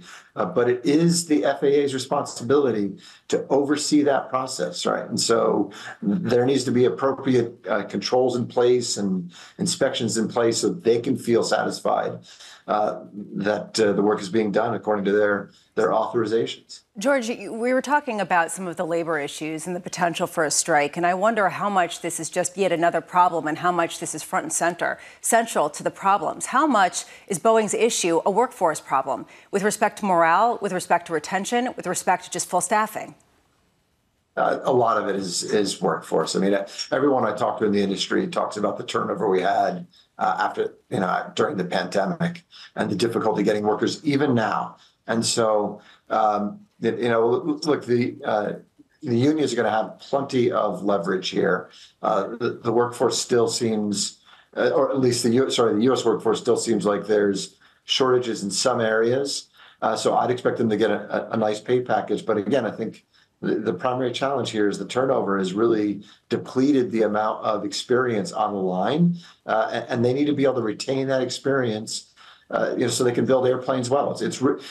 Aircraft manufacturing is much different than lots of other manufacturing. In lots of other manufacturing, you do higher volumes and you do a lot more templating. You do a lot more, you'll buy a lot more capital tools that will help make up for perhaps any deficiencies in the workforce. There's a lot of manual labor that isn't capital tool accompanied in this business. And so you need smart people, well-trained people on the line, focused on detail. And it's hard to do. They're going to probably get a pretty nice pay package. George, can you help us quantify that? What are we missing now that we used to have before the pandemic? I think a lot of gray-haired experienced folks sitting on the line, right? That's the big difference is that prior to the pandemic, we saw a lot of seasoned professionals on those lines. During the pandemic, they left. They decided, I guess, they were going to move to Jacksonville or something, right? They went through Florida, nothing wrong with Jacksonville, but I'm just saying they went to maybe sunnier shores than the Northwest. They were in an industry that one saw the MCAS problems with the MAX, the 2 crashes. So the MAX was grounded. Next thing you know, you get into a pandemic. Air travel goes to almost zero. There's people that just threw up their hands and said, "That's it. I'm 62 or whatever. Boeing's going to offer me a package because they're trying to cut longer term costs. I'll take their package. I'll move out of here. I'll go do something else." And then they had to turn that staff over, bring new people in, train them. And that's been a serious challenge. George, you've been great on this story for us. It's good to catch up. George Ferguson there of Bloomberg Intelligence on the challenges for Boeing, but also for Spirit Aerosystems. Spirit Aero suspending guidance. No surprise there. Bramo saw the same thing from Boeing in the last few weeks. How can they provide guidance? They don't even know what the parameters are of their new regulatory regime, and they don't understand what kind of blame there is. At this point, I do wonder why this has not been a more talked about area. It has been all Boeing. It hasn't been some of their subcontractors and what's going to happen. And the assumption is they're going to stay subcontractors and they're going to figure it out. The amount of books that are going to be written about workers and how many we lost after the pandemic and the amount of people that retired, the experience that retired that is almost sort of irreplaceable, which is what George is getting at. It's such a human story. We talk about these numbers, but this is a human issue because this is a very detailed craft-focused type of practice. What do you say on the beaches of Florida? Is that what he was talking Jacksonville, about? but then he pedaled that one back. Not offending anyone in Jacksonville. Coming up in the next hour, Darryl Cronk of Wells Fargo, Lara Raim of FS Investments, Javier Blas of Bloomberg Opinion. All of that in the third hour of Bloomberg Surveillance. That's next.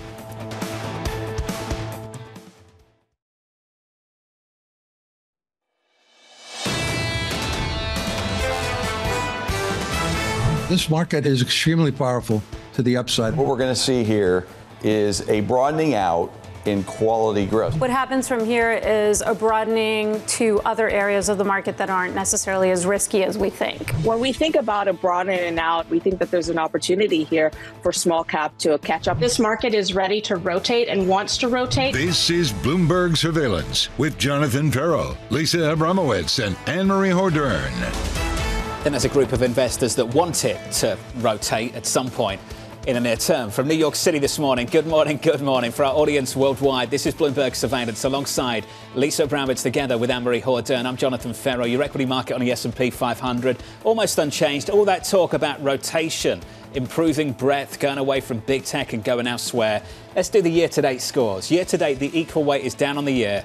The Mag 7 is up by something like 8 or 9%. There has been a rotation. It's away from the Mag 7 to the Mag 4. That's been the rotation. So now it's more consolidated in just a few names. Who's the Mag 4 now? It's Meta, it's Microsoft. What's left? NVIDIA, and it's Amazon. There we go. There you go. You don't need anything else. No, that's basically what's outperformed. How much is that distorting what's happening elsewhere in this equity market? When you and I talk about good news being good news, has good news been good news for this stock market? Not for a lot of the small caps, not for a lot of the other stocks that have lagged behind. We haven't seen that rotation. That's the bottom line, that people are saying, just wait. It feels like deja vu all over again from last year. Basically, people saying it was going to broaden out, people saying that we were going to get some sort of weakness. We're not getting either. Just ripped. Exactly. And it's basically put 2023 on repeat. And we were talking about no landing in the economy, and here we are off the back of ISM services, absolutely ripped, on the back of payrolls, blowout jobs report. We're talking about the prospect of moving away from Goldilocks. Yeah, talking about, yet again, no landing. So are we just in 2023, plus press repeat and let's go? Or is there something different to this tenor that's going to be maybe something that comes to the fore middle of the year? I think the politics are fascinating, and the way the politics is starting to shape what's happening in equity markets at individual companies. So yesterday we had McDonald's. McDonald's were basically complaining about what was happening in the Middle East, and ultimately it was hurting their bottom line. We saw it from Starbucks, Annmarie, in the last month as well. So we've had McDonald's and Starbucks, which are like the poster child for international business flying the American flag, which aren't doing so well because of what is developing in the Middle East. You had on social media in December take place, boycott McDonald's, boycott Starbucks, because customers didn't like what they were saying about what was going on between Israel and Gaza. Also Coca-Cola. And we spoke to the CEO in Davos about the fact that they are having issues in Turkey. Turkish Airlines wanting to get rid of Coca-Cola. How much are these going to become bigger problems going into this year? Not just the Israel war with Gaza, but also a U.S. election that's very tenuous, very emotional for a lot of people. And what does this mean for corporate America? McDonald's CEO said it's probably going to continue as long as the conflict goes on. But McDonald's not saying that their U.S. stores saw any impact. Starbucks, however, seeing, I think, a same-store drop of about 5%. And saying that it had to do with this. This goes back to something we've talked about in the last couple of weeks. How much of a challenge is it going to be for the multinationals over the next 12 months? So this is just the politics. Never mind the economics. Europe looks dreadful. China looks like a challenge. We had Apple last week, which I think spoke to all of these themes at the same time. This is the reason why people want things to broaden out. Go back to the small U.S. companies. Yeah, they wanted to. I mean, this is essentially just a roundabout reason for exactly why people are calling for a broadening out.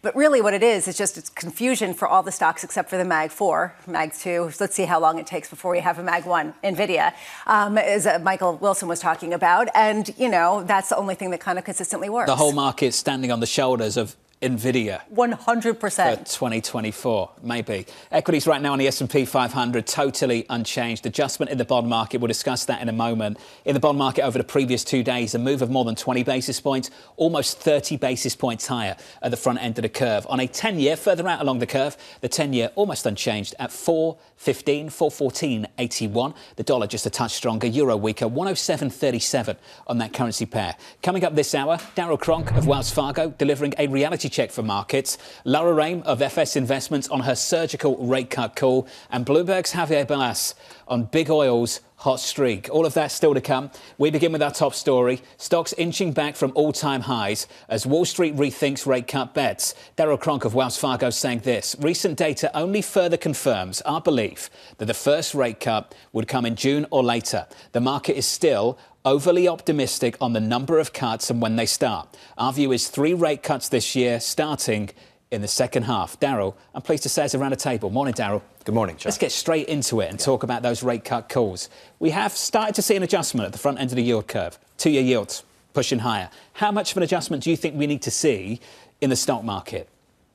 Well, personally, I think for the stock market to become attractive, where the risk reward starts to flip and become really attractive, I think you've got to see somewhere in the neighborhood of 5 to 8% down from today's levels, right?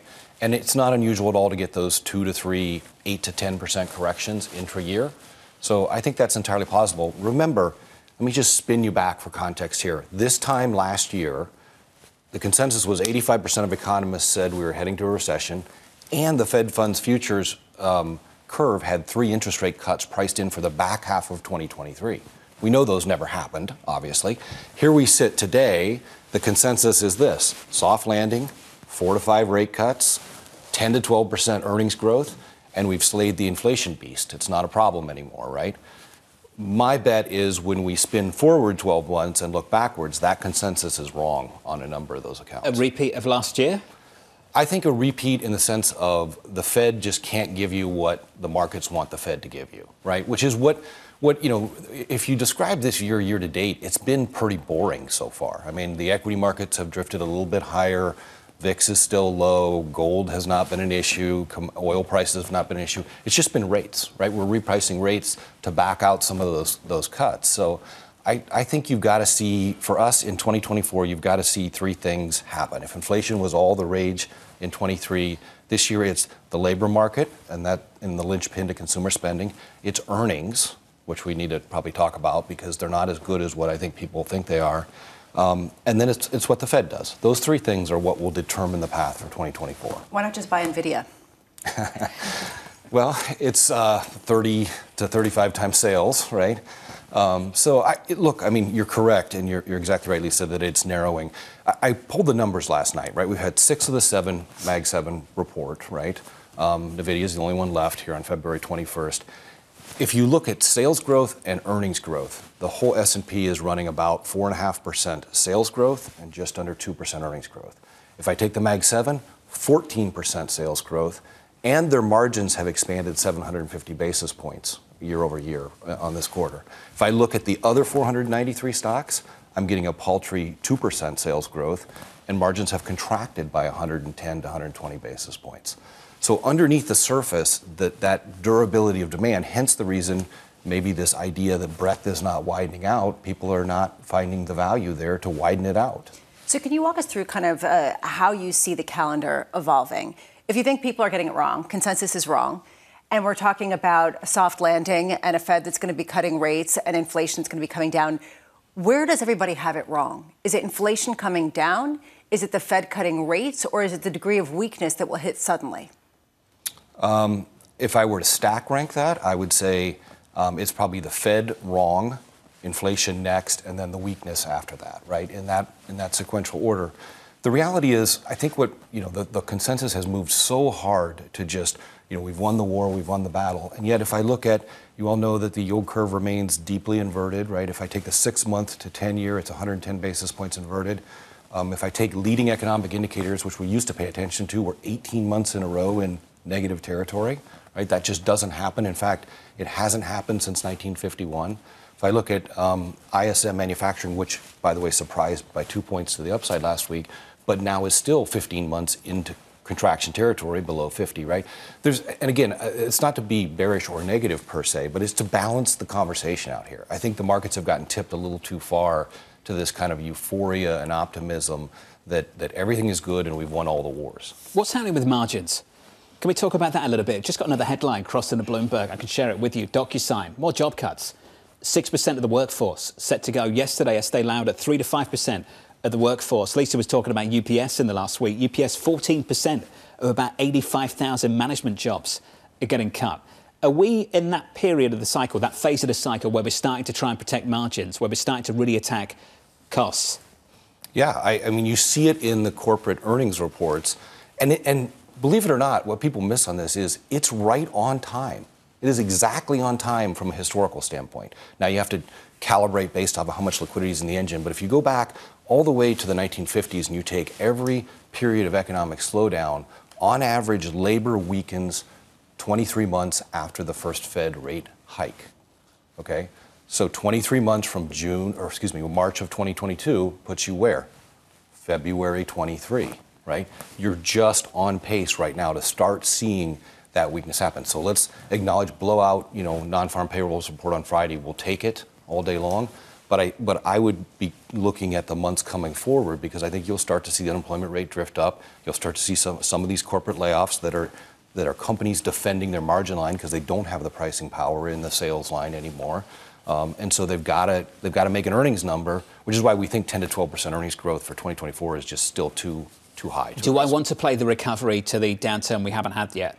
We asked that a lot in the last 12 months. Is it too early to get excited about things like small caps? It's interesting. We were looking closely in our investment strategy committee the other day about small caps. So every year at the beginning of the year, people want to declare this is the year of small caps, right? It's happened for the last 5 or 6 years, and every year it's been wrong, right? Large have just pummeled small. We started to see a little bit of that turn in December, right? Now, all of a sudden, as of this morning, small caps are underperforming large caps year to date by 600 to 700 basis points. What is a little bit compelling there is the narrowness of where the S&P earnings multiples are at versus small cap multiples are as narrow as they've been in decades. Meaning, small caps are cheap relative to large caps. Is that a function of large cap being too expensive at 22 times? Maybe, right? But small caps certainly have not had that same multiple expansion that large caps enjoyed in 23, 22. So there can be a compelling valuation case there. The problem with them is they're going to have to deal with that highly leveraged business model, right, with rates being higher, and that's going to chew into earnings growth. Reminds me of what we used to hear about European stocks like 10 years ago. Compelling valuation case, but just wasn't working. Which would have been wrong for the last 5 years, right? Apart from the last 12 months where things have started to happen. Darryl, it's good to see you. You too. Darryl Cronk of Wells Fargo, brilliantly explained, just looking at earnings there and what it means from corporate America to the stock market on the headline basis, as well as what's happening beneath the surface. Equity futures right now just about turning positive in the last 5 or 10 minutes. We're up here by 0.05%. Let's get you an update on stories elsewhere this morning. Here's your Bloomberg Brief with Danny Berger. Hey, Danny. Hey, John. U.S. Secretary of State Antony Blinken is on his 5th trip to the Middle East since Hamas's October 7th attack on Israel. Blinken will meet with Egypt's president before traveling to Doha. Negotiators from Egypt and Qatar are proposing a deal with Hamas to pause fighting and allow for the release of the remaining Israeli hostages. Israel would in turn release Palestinian prisoners. Blinken is also expected to make stops in Israel and the West Bank in the coming days. Oil giant BP is surging to a 2-month high after beating on fourth quarter earnings and announcing a faster timeline for share buybacks. The oil major says that it will repurchase $1.75 billion worth of stock in the first 2 quarters of this year. Exxon, Chevron, and Shell had also all beat expectations. Rental car company Hertz, on the other hand, sliding this morning. It beat on fourth quarter revenue, but posted higher than expected losses. The drop follows the company's decision to cut 20,000 Teslas, or about 1/3 of its EV fleet. Hertz says it lost money renting them out, and it's part of a larger trend of EV demand sliding and Tesla cutting prices on popular models. That's your Bloomberg Brief. John. Danny, it's a reality check here in the United States on EVs. You've just come out of London. Is it any different in Europe?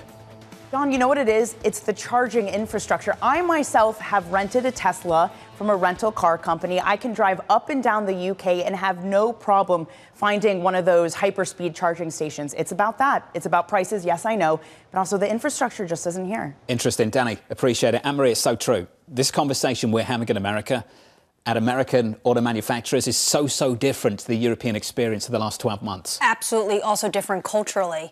Europeans are way more willing to get into trains, and they have better train infrastructure. They have smaller geographical distance to cover. The United States is just a driving community. That's what the U.S. does. And you'll even hear U.S. officials talk about it all the time. When they're concerned about trucks and driving, it's because even to get our groceries, it's farm to truck to table. Everything involves a car. Hertz in the pre-market down about 8% in early trading. Up next on the program, a border deal nearing collapse. The only way to get things done is to work in a bipartisan way. The American people are smart. They're going to know exactly who to blame if this bill does not even get a hearing in the United States House of Representatives. We'll get into that next on the program. Live from New York, this is Bloomberg.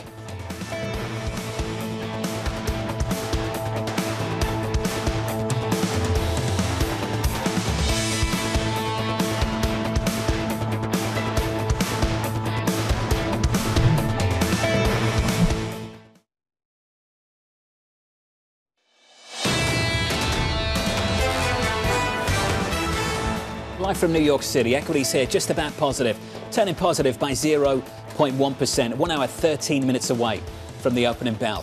Under surveillance this morning, a border deal nearing collapse.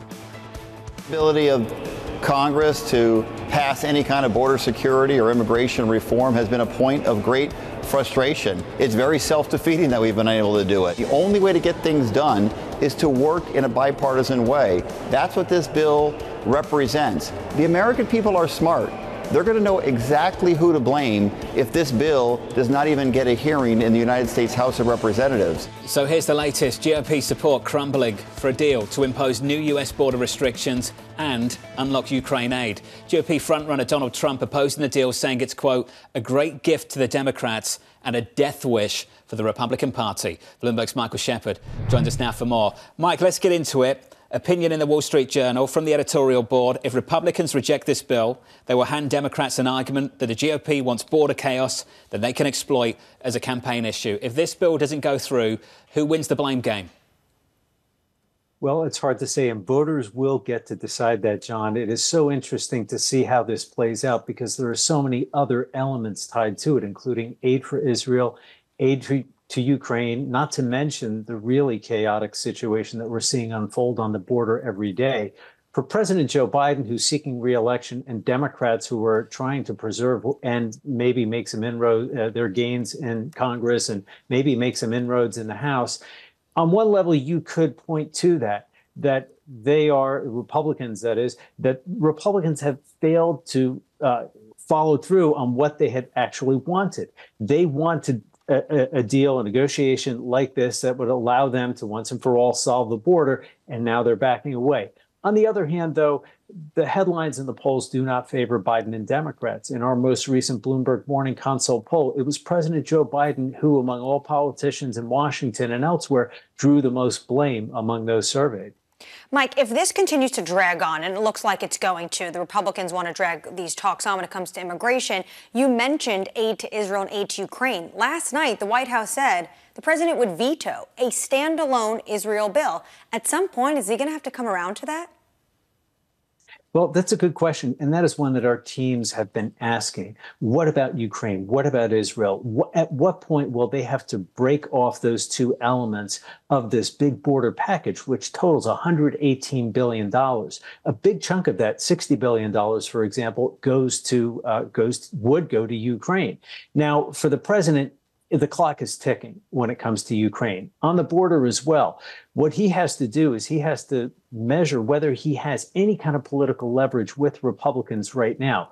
One question we've been asking is whether the president will meet with Mike Johnson anytime soon to try to reach some sort of a break in this growing impasse. And remember, Biden put in this request for the money back in October. This is not something that just showed up on the doorstep in January. This has been months of negotiations without really an end game or progress in hand yet.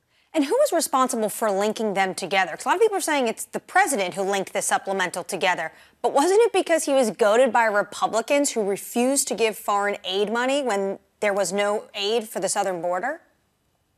Well, you're right, Annmarie. Republicans early on wanted to link them so that they would be able to argue, look, we are not going to take care of security abroad without handling security at home, at least at the same time, if not first. So the argument all along has been, let's try to pair them together as one larger security package internally for the U.S., but then externally for our allies, including Ukraine and Israel. Shep, Nikki Haley's got a problem. We're not talking about her. We're talking about Biden. We're talking about Trump. We've not mentioned Nikki Haley once this morning. How does Nikki get a hearing ahead of these big votes in a few weeks to come? Well, she may need to do more than just the one Saturday Night Live appearance that we saw over the weekend. It is really hard for her to break through, even in her home state of South Carolina. Trump is polling well ahead of her there consistently. It's not that she is rejected as someone from South Carolina, somebody from the Palmetto State. It is just that voters there, it's an evangelical Christian stronghold. It's very conservative, and those people liked Trump as their president so many years ago, and they want more of that again. And they are kind of rejecting Nikki Haley for that role, let's just say. It will be hard for her to break through. They are advertising heavily in the 7 major markets that compose South Carolina, the 7 major media markets. We've spoken, our reporters have been in touch with her team about their plans when it comes to advertising and fundraising. And look, she has been raising funds from business interests, from people on Wall Street who very much would like to see her as the alternative on the Republican ticket to Donald Trump. Wall Street wants to see her, but Republicans in Congress don't. Shep, I wrote a story last night. 19 senators, 98 House members will be showing up to a Trump fundraiser next month. Does she have any support from her party in Washington? It is very narrow. It doesn't come anywhere close to the enthusiasm and support that Trump gets. And we just opened our conversation talking about the border deal. Trump's role in that cannot be overstated. He is really pushing the agenda, driving the conversation already. And he has picked up a lot of those endorsements a lot earlier than he did in 2016. Hey, Shep, thanks for the update. Michael Shepard there of Bloomberg down in Washington, D.C. Got to go back over it. Bramo, we are not talking about Nikki Haley. She is not getting a hearing in this at all. We're talking about the sitting president for obvious reasons, the former president orchestrating what's happening down in Congress with this bill. Nikki Haley doesn't even feature. Do you even know what Nikki Haley's thoughts are on this bill that's trying to go through Congress? I don't. Does anyone? No, I think it's a good point. I did, though, see the story yesterday about her asking for more Secret Service protection. And you just wonder how much animosity there is to anyone who is not Trump. And the fact that she's sort of that character that she's having to play at a time where she definitely is not going to really win, but seems to be trying to stay in the race. Over the weekend, when she was on CNN, she spoke to the fact that she did think what Trump was doing when it came to the border and breathing down those Republicans who, when I wrote last night, a lot of them support him and they're all going to be showing up to his fundraiser next month. She said that this is very political, and she called him out for being too political. Similar rhetoric we heard from the White House last night. Who gets the blame? Let's go back to that Wall Street Journal editorial. Who gets the blame, and does the electorate see right through it? Is this really about substance or about maintaining, preserving an issue to campaign on in the election? If Republicans, quote, reject this bill, they will hand Democrats an argument that the GOP wants border chaos that they can exploit as a campaign issue. Do they see through it or not? You look at the polls right now, it's clear. The electorate right now blames the sitting president. They don't blame Republicans. Is that really going to change if this bill fails? Not to think out loud here, but how much does this really depend on whether the Democrats can come up with a cohesive message where they celebrate some sort of a victory with a bill, or say on the flip side, we need something done and Republicans were the ones to stymie it? Because right now you have on the progressive side people pushing against the Democrats. I mean, the sort of fissures within their own party are making the message kind of cloudy. The Wall Street Journal also talks about in that same op-ed, Republicans may think they can write a better law if Trump wins in November, but don't count on it. Democrats are going to now demand more if Republicans don't show up now, and they may end up getting a watered-down bill. So the substance might become even more complicated for Republicans. This may be their best shot. Interesting. Coming up next on the programme, Lara Rain of FS Investments on her call for surgical rate cuts. That conversation just around the corner. Equity futures on the S&P 500, positive here by 0.1%. In the bond market, yields look like this, just a little bit lower by a single basis point, 4.14 on a 10-year. On a 2-year, down 2 basis points, 4.45. 1 hour and 4 minutes away from the opening bell from New York. This is Bloomberg.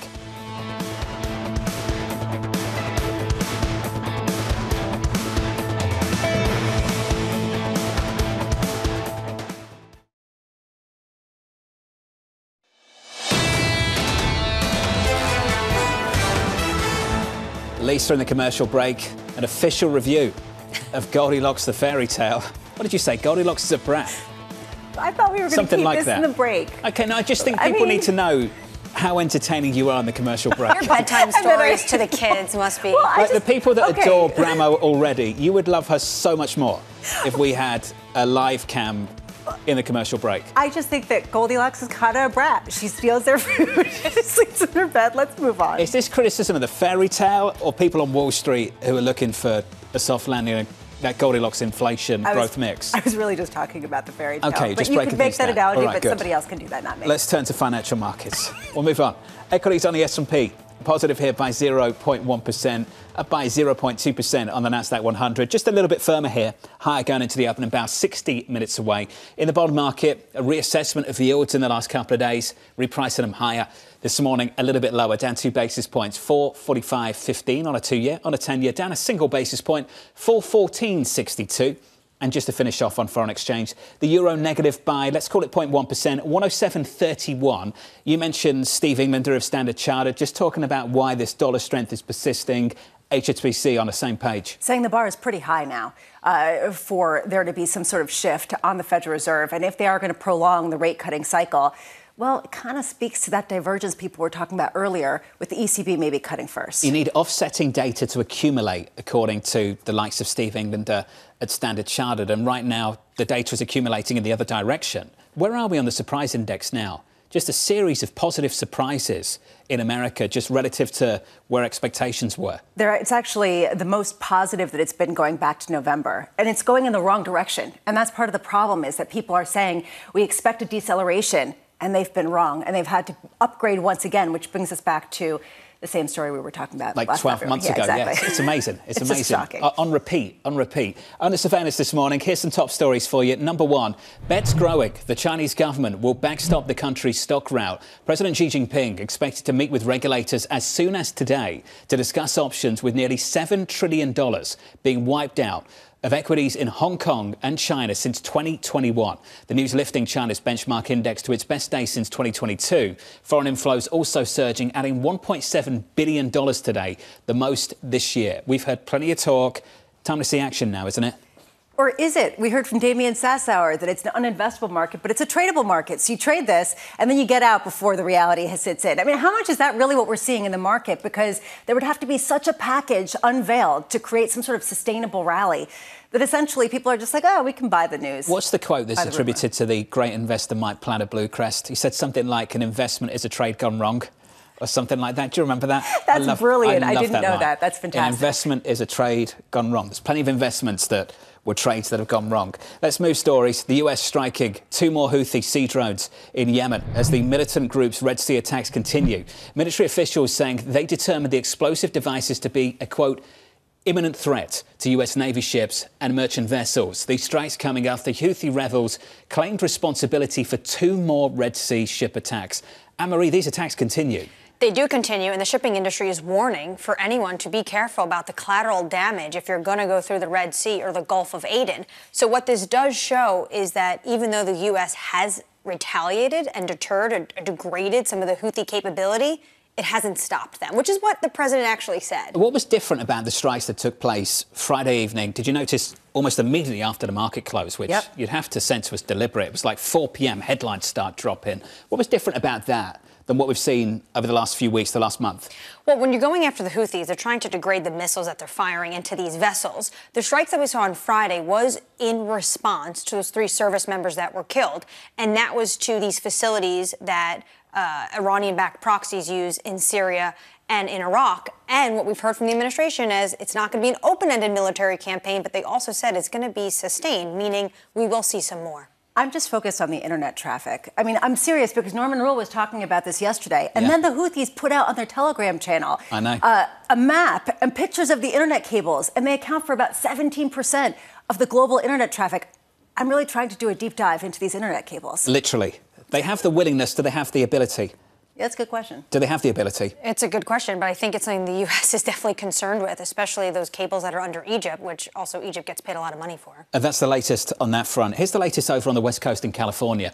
Powerful storm that's battered Southern California has caused $11 billion in damage and economic losses so far. AccuWeather making the calculation after more than 10 inches of rainfall fell in the mountains west of Los Angeles over a period of 2 days. The storm has killed 2 people and left major cities in the region at risk of flooding and landslides. There's talk of landslides in the Hollywood Hills. Honestly, it's just such a tragedy to watch people's homes get blown out, and we'll have to assess it. I mean, it raises some questions about ensuring areas that have been prone to some of these mudslides for quite a while, but we'll just have to keep track and hope that they stay safe. Third wettest day for February in data since 1877. Wow. And almost 1 million customers do not have electricity. So this is going to be a really big problem, and it's really scary. That's the latest on that front. Any more information, we'll share it with you. We are about 55 minutes away from the opening bell. Equity futures on the S&P 500 positive by close to 0.1%. Yields pulling back from the 2024 highs we had a little look at yesterday. We're down 2 basis points on a 2-year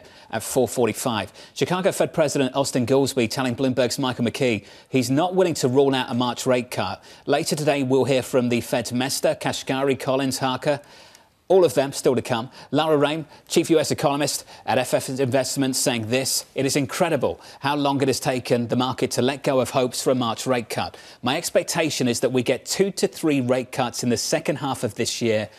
Lara's calling them surgical rate cuts. Lara, I'm pleased to say, joins us now for more. Let's get into what's happening in this bond market, Lara. We've had a big reassessment of what is happening with the Federal Reserve, and yields have climbed on a 2-year, on a 10-year over the last 2 sessions by double digits. Are you surprised by how little we've moved? Do you expect us to move even more based on the data we've had so far? Yeah, I think it's been a reassessment, but given that we were at 5% as recently as October, I think there's room to have even more of a reassessment. I think this idea that we're sort of just pushing rate cuts out month by month by month, to me, begs the question of how we're really stepping back and reevaluating as investors the impact of a higher yield world. And, you add up the sheer supply of Treasury coming online. We're going to be able to get those auctions done, but all else equal, that's higher yield. The inflation genie is not fitting back in the bottle. That's a higher yield story. And then the growth. At the end of the day, I'm actually surprised yields aren't higher than they are. Lara, with that in mind, why do you think it's better to express the stronger data through the bond market at the longer end of the curve and not necessarily at the front end? Well, I think the inversion and the fact that short-term yields are so much higher than long-term yields is really still a signal that the bond market is nervous about some coming slowdown. Or it's also muscle memory from the fact that when we do have problems, the Fed slams rates down to 0.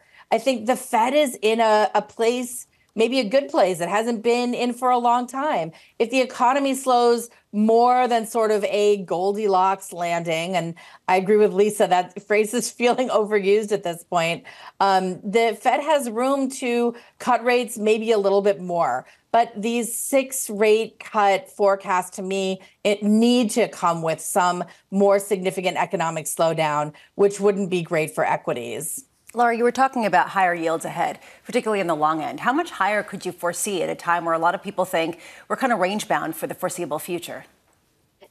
You look at long tracts of history when nominal GDP aligned pretty closely with long-term yields. I don't want to make some insane forecast of yields going up above 6%, but you look at where we're growing today and say we settle around 5% nominal GDP growth. I don't think it's out of the question that we would hit 5% on the 10-year at some point this year. And I just don't think markets are prepared for that. The complacency that we're seeing is coming from two places. It's coming from expectations that growth is just going to be very optimistic and that inflation is going to come down. But it's also coming from complacency that yields are going to stay low. Long-term yields are going to stay low. And I just think we need to prepare ourselves for a lot of yield volatility. We saw that last year. I think that carries forward. One of the big things that people have been struggling with is what is the neutral rate, right? Because if it is much higher, rates could stay at that level for longer and you could see things kind of chug along. Do you have a sense of whether 5% 10-year yields would be incredibly restrictive? Are 4% yields restrictive? When do we know?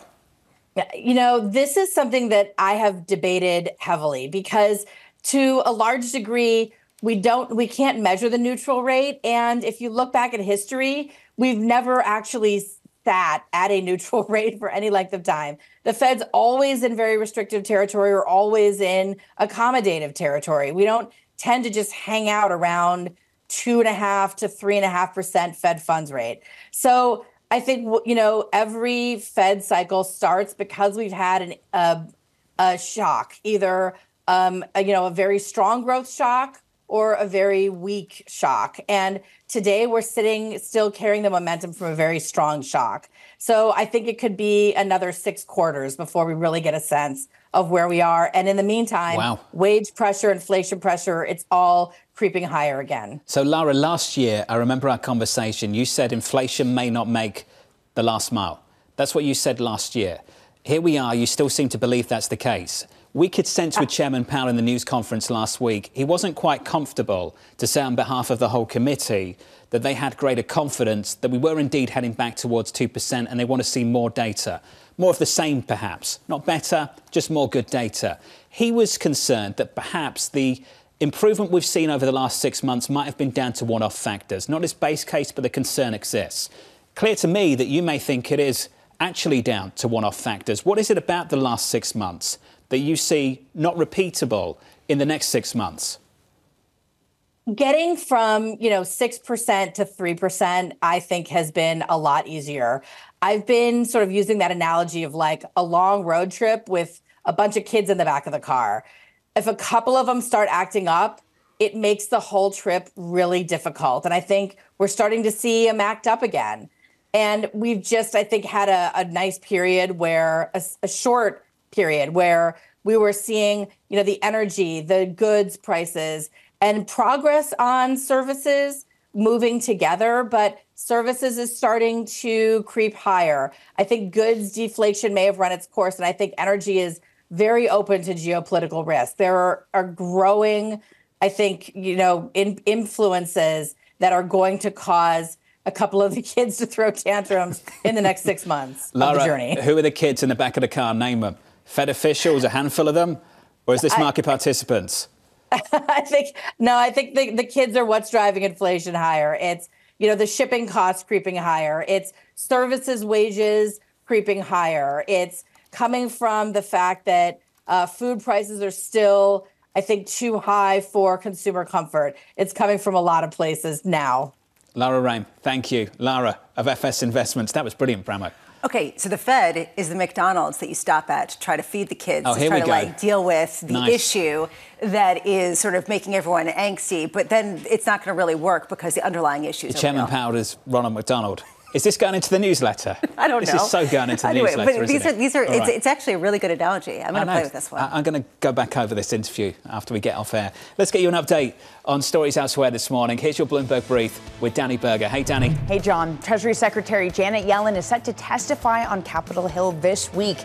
Yellen will speak before the House Financial Services Committee today and the Senate Banking Committee on Thursday. Lawmakers are expected to grill Yellen on the state of the economy and the fight against inflation. According to her prepared remarks, Yellen will discuss the potential for tougher regulations for asset managers and hedge funds. DocuSign, the latest tech firm to announce layoffs. The company will reduce staff by 6%, with the majority of the cuts coming from sales and marketing. According to layoffs.fyi, at least 32,000 tech workers have lost their job to start the year.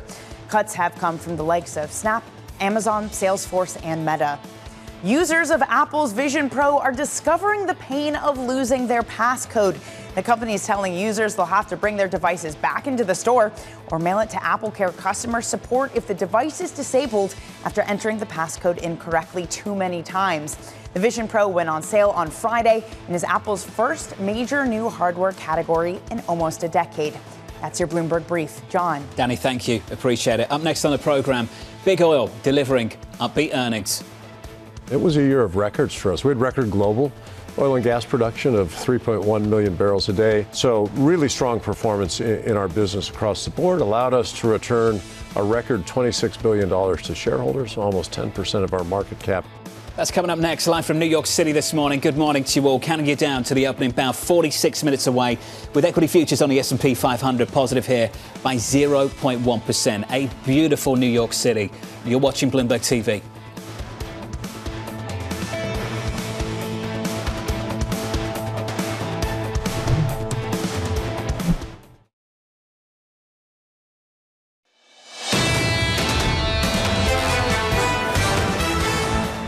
Live from New York City this morning. Good morning. Counting you down to the opening bell. We are about 44 minutes away. Equities are doing okay, up by 0.1% on the S&P 500. Are getting pushed around in the last 24 hours or so by this bond market. Yields up aggressively yesterday, like they were on Friday, but equities were down off the back of that. So make sense of all of that if you can. Maybe Meta, Amazon to thank for things on Friday, and they just weren't present in the same way on Monday. In the bond market, 10-year yields 4.1578 on a US 10-year. Under surveillance this morning, big oil delivering upbeat earnings. It was a year of records for us. We had record global oil and gas production of 3.1 million barrels a day, record U.S. production, and in the fourth quarter we had record Permian production of over 870,000 barrels per day. So really strong performance in our business across the board allowed us to return a record $26 billion to shareholders, almost 10% of our market cap. Just amazing. Here's the latest this morning. Oil's biggest players delivering exactly what they promised investors, growth and returns. BP joining the ranks of Chevron and Exxon, beating estimates and announcing an accelerated buyback plan. Javier Blas of Bloomberg Opinion joins us now for more. Javier, new column, BP, Exxon, all of the above, your title, your headline, big oil's boring quarter, golden for investors. Javier, can you frame just how big these capital returns have been? Well, last year, Chevron, Exxon and Shell returned $80 billion to shareholders between dividends and buybacks. It's an extraordinary amount of money. And what is really good is that in the last couple of quarters, these three companies, now BP has also joined, are becoming a bit of a boring. There is nothing flashy on their earnings. It's just good delivery, a lot of cash, exactly what investors need to reconnect with the sector. Just give them the cash that they need. So that's how they reconnect. How much do they need some higher oil prices to reconnect as well, given the fact that that's been one of the biggest surprises, is the fact that oil just hasn't rallied in the face of a lot of potential pressures? Well, that was a big question last year because a lot of investors say, yes, these companies are doing very well. But look, it's the background, is the invasion of Ukraine, is the situation in the Middle East. Now we don't have any of that. Oil has been trading below $100 for many months.